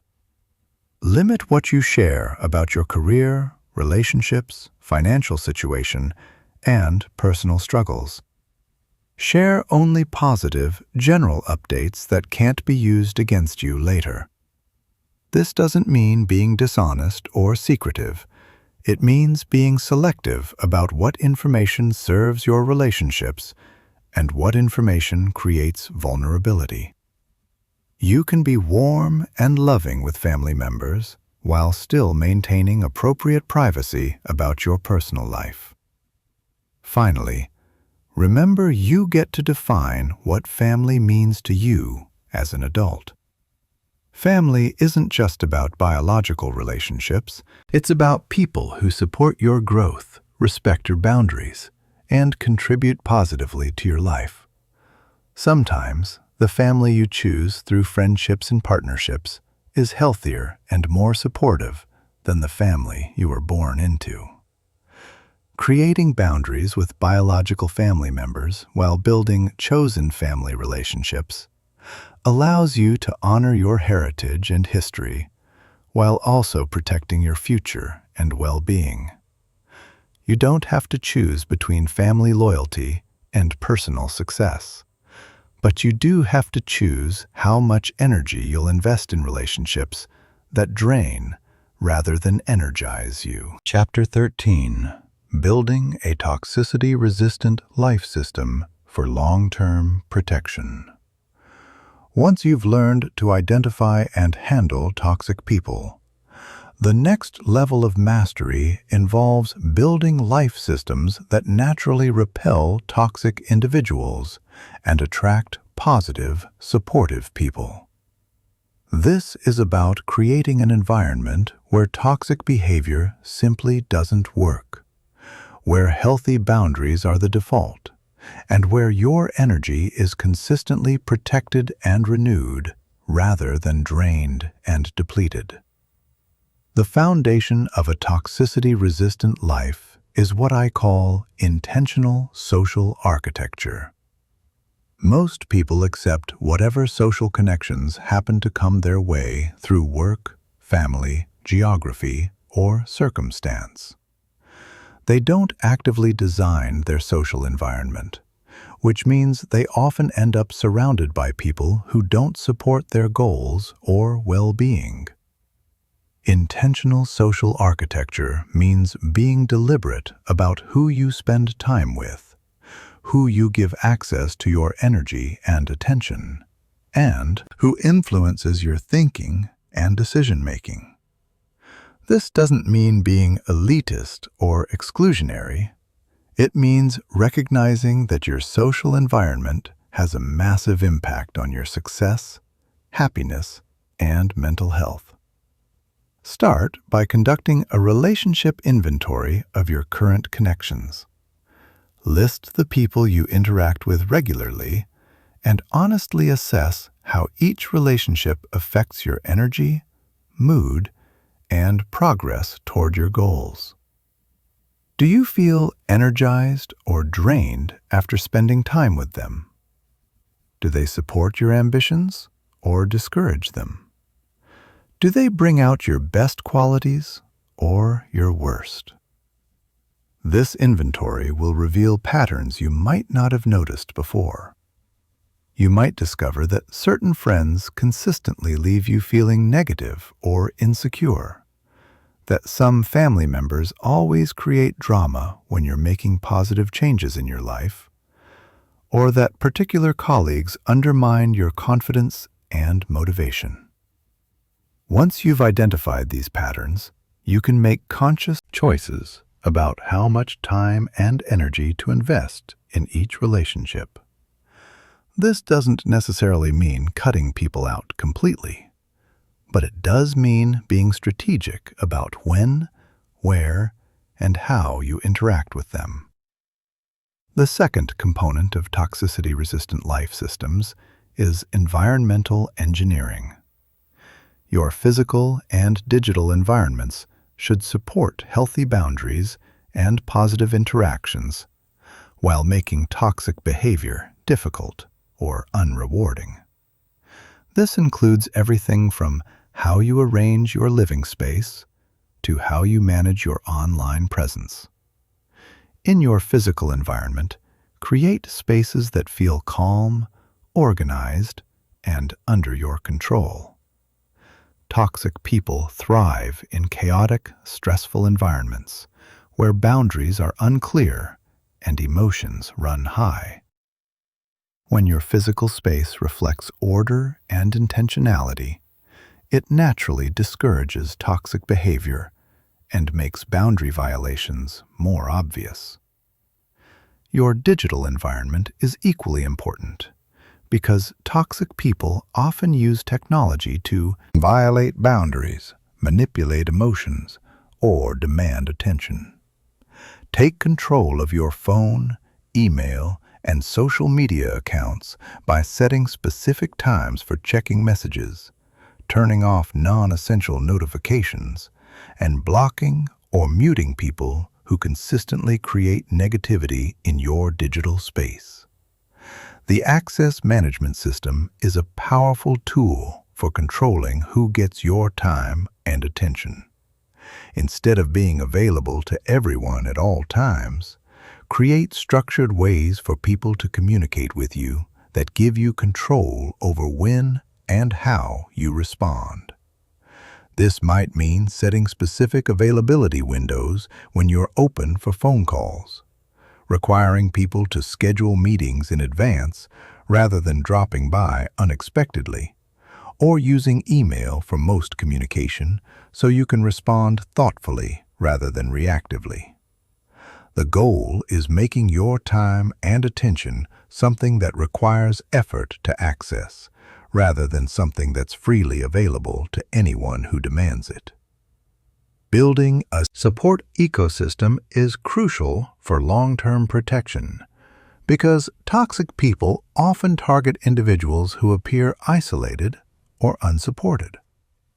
When you have strong, positive relationships with multiple people, you're less vulnerable to manipulation and more likely to receive reality checks when someone tries to gaslight you. Your support ecosystem should include different types of relationships that serve different functions. Mentors who guide your professional development, peers who share your interests and goals, friends who provide emotional support and fun, and professionals like therapists or coaches who help you maintain perspective and process difficult experiences. Diversifying your support ecosystem prevents you from becoming too dependent on any single relationship and ensures you have multiple sources of feedback, encouragement, and assistance. This makes you less vulnerable to toxic people who try to isolate you from others or position themselves as your only source of support. The personal standards blueprint involves clearly defining what behavior you will and won't accept in your relationships, and consistently enforcing these standards regardless of who violates them. Many people have different standards for different relationships, which creates confusion and inconsistency that toxic people exploit. Your personal standards should be based on your values and goals rather than on social expectations or other people's comfort levels. These standards should address communication style, respect for boundaries, reciprocity in giving and receiving support, and basic courtesy and kindness. Once you've defined your standards, communicate them clearly and enforce them consistently. This doesn't mean announcing your standards dramatically or lecturing people about proper behavior. It means demonstrating through your actions what you will and won't tolerate, and following through with consequences when your standards are violated. The relationship portfolio approach treats your relationships like financial investments, allocating your time and energy based on the returns you receive. Just as you wouldn't continue investing money in assets that consistently lose value, you shouldn't continue investing emotional energy in relationships that consistently drain rather than energize you. This requires tracking the energy returns from your relationships over time and adjusting your investment levels accordingly. Relationships that consistently provide positive returns deserve increased investment, while relationships that consistently provide negative returns should receive reduced investment or be eliminated entirely. The final component of toxicity-resistant life systems is continuous evolution and adaptation.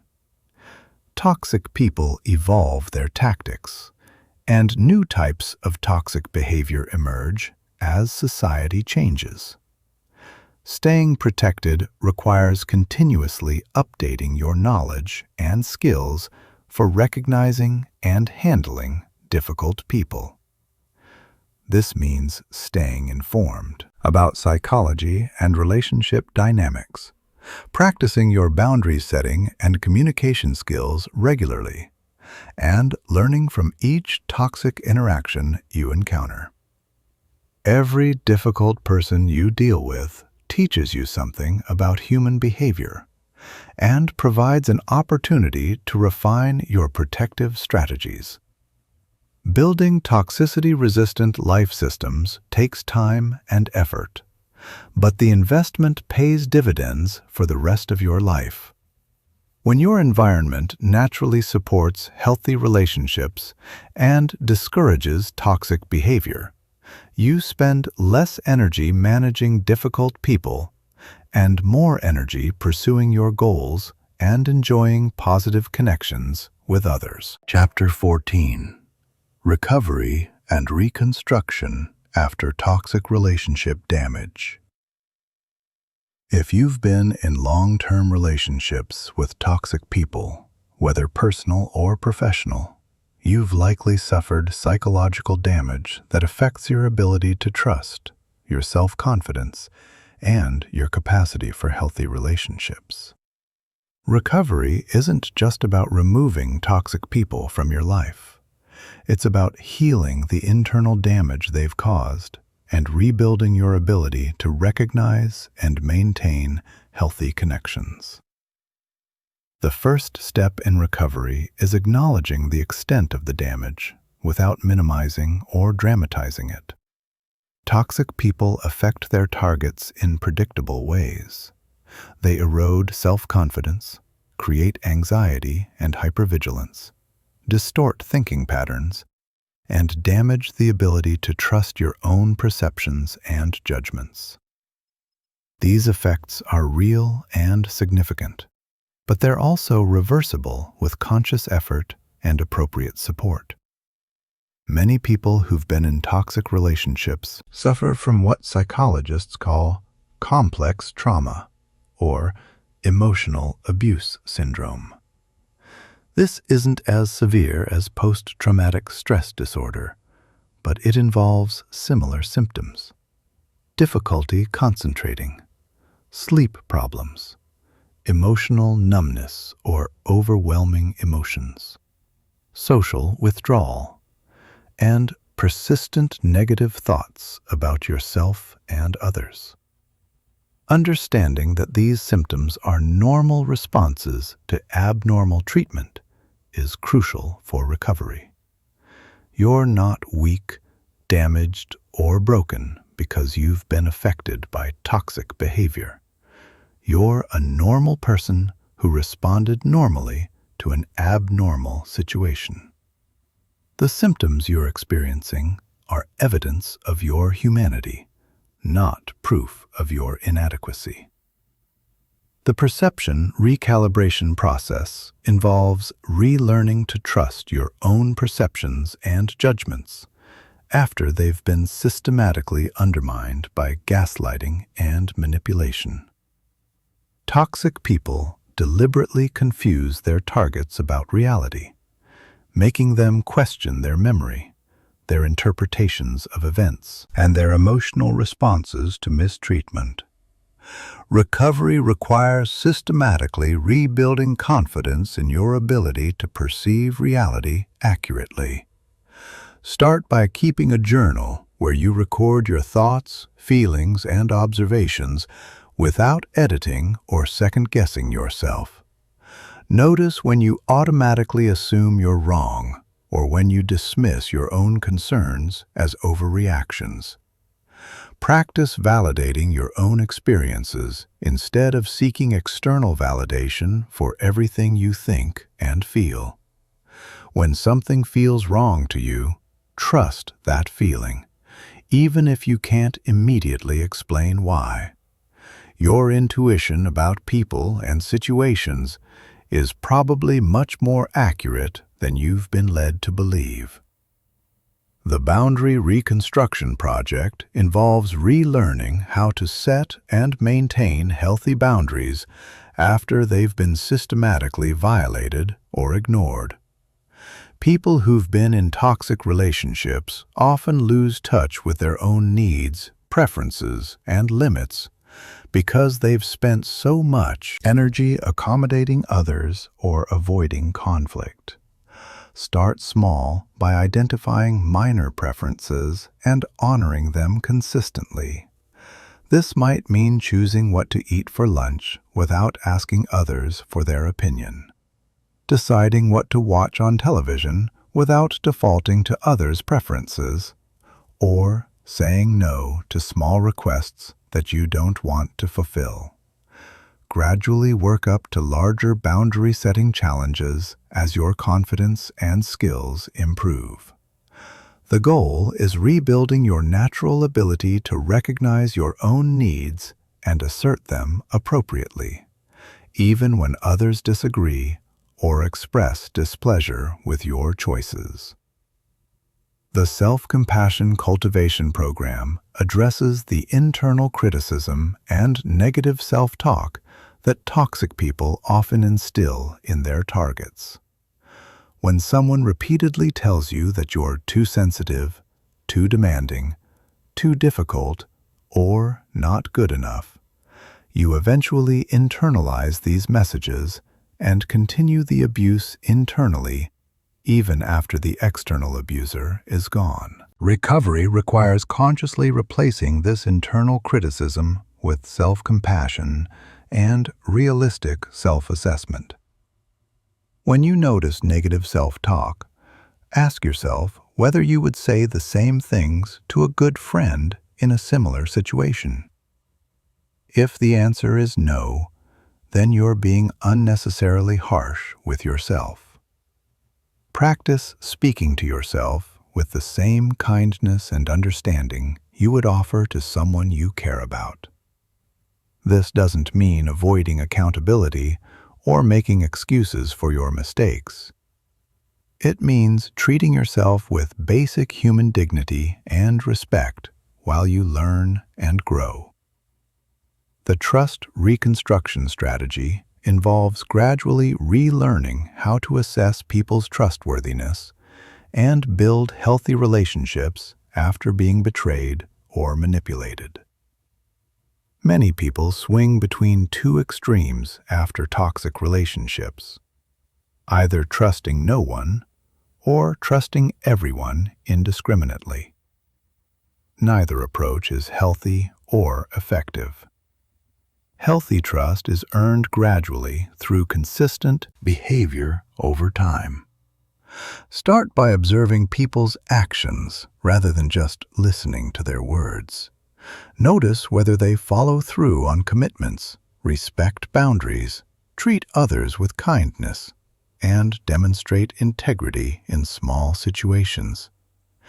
Build trust incrementally by sharing small vulnerabilities and observing how people handle the information you give them.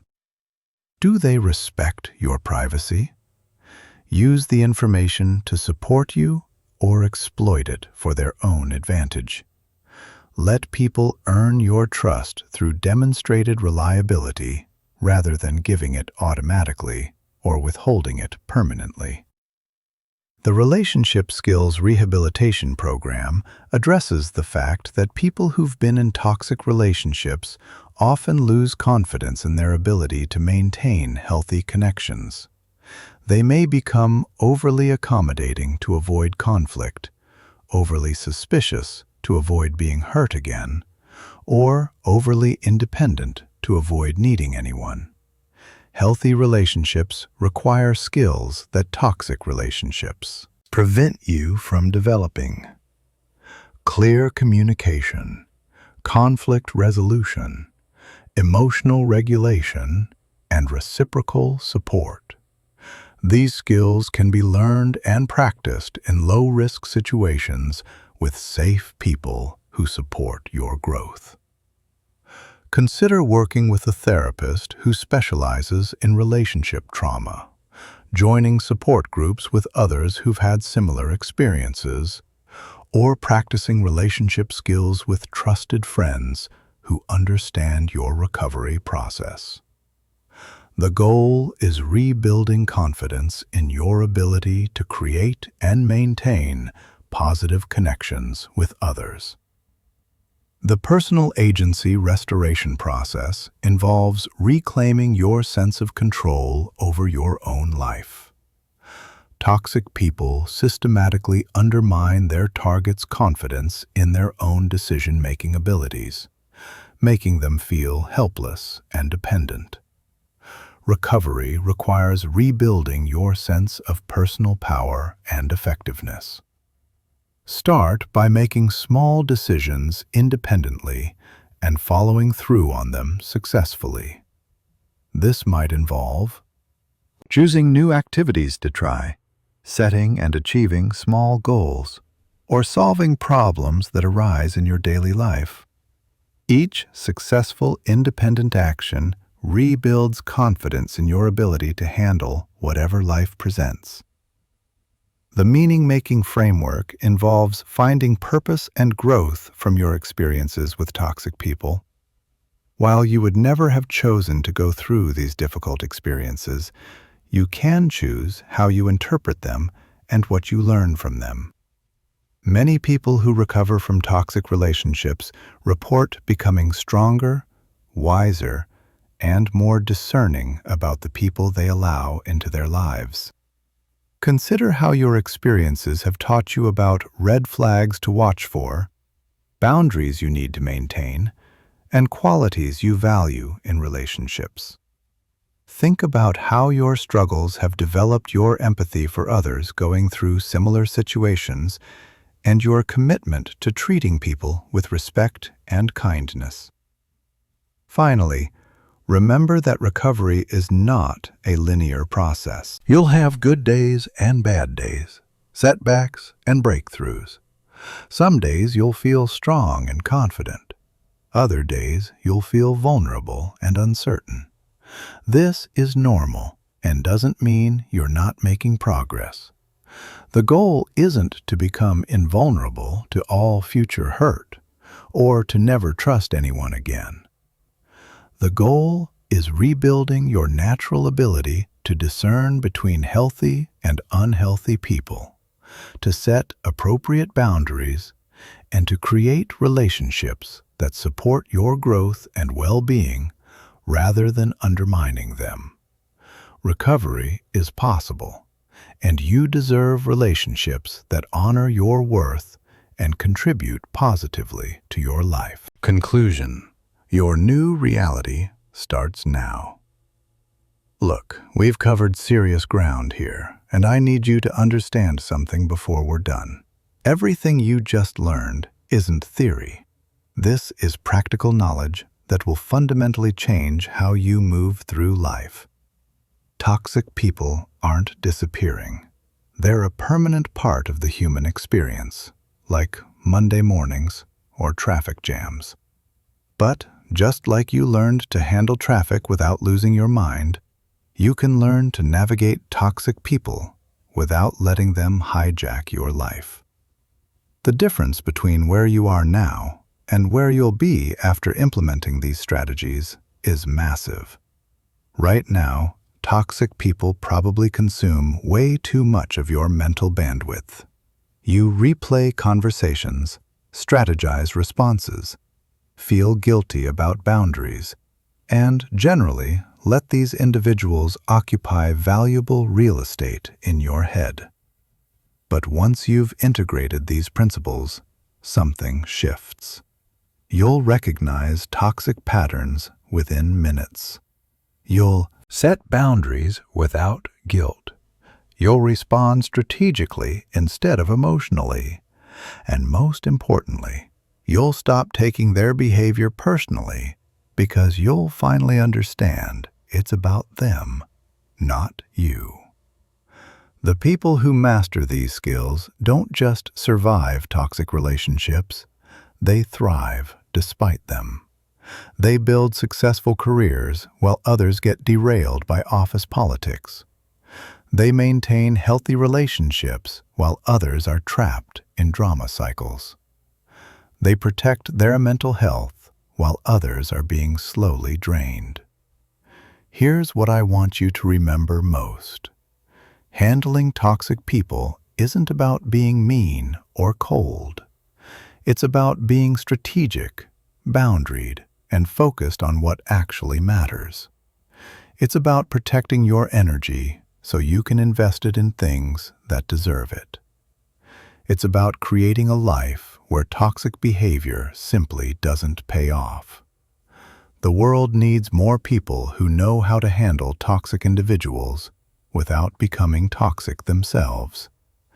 Every time you set a healthy boundary, every time you refuse to engage in drama, every time you protect your energy and focus on your goals, you're not just helping yourself. You're modeling a better way. You're showing others it's possible to be kind without being a doormat, strong without being aggressive, and successful without compromising your integrity.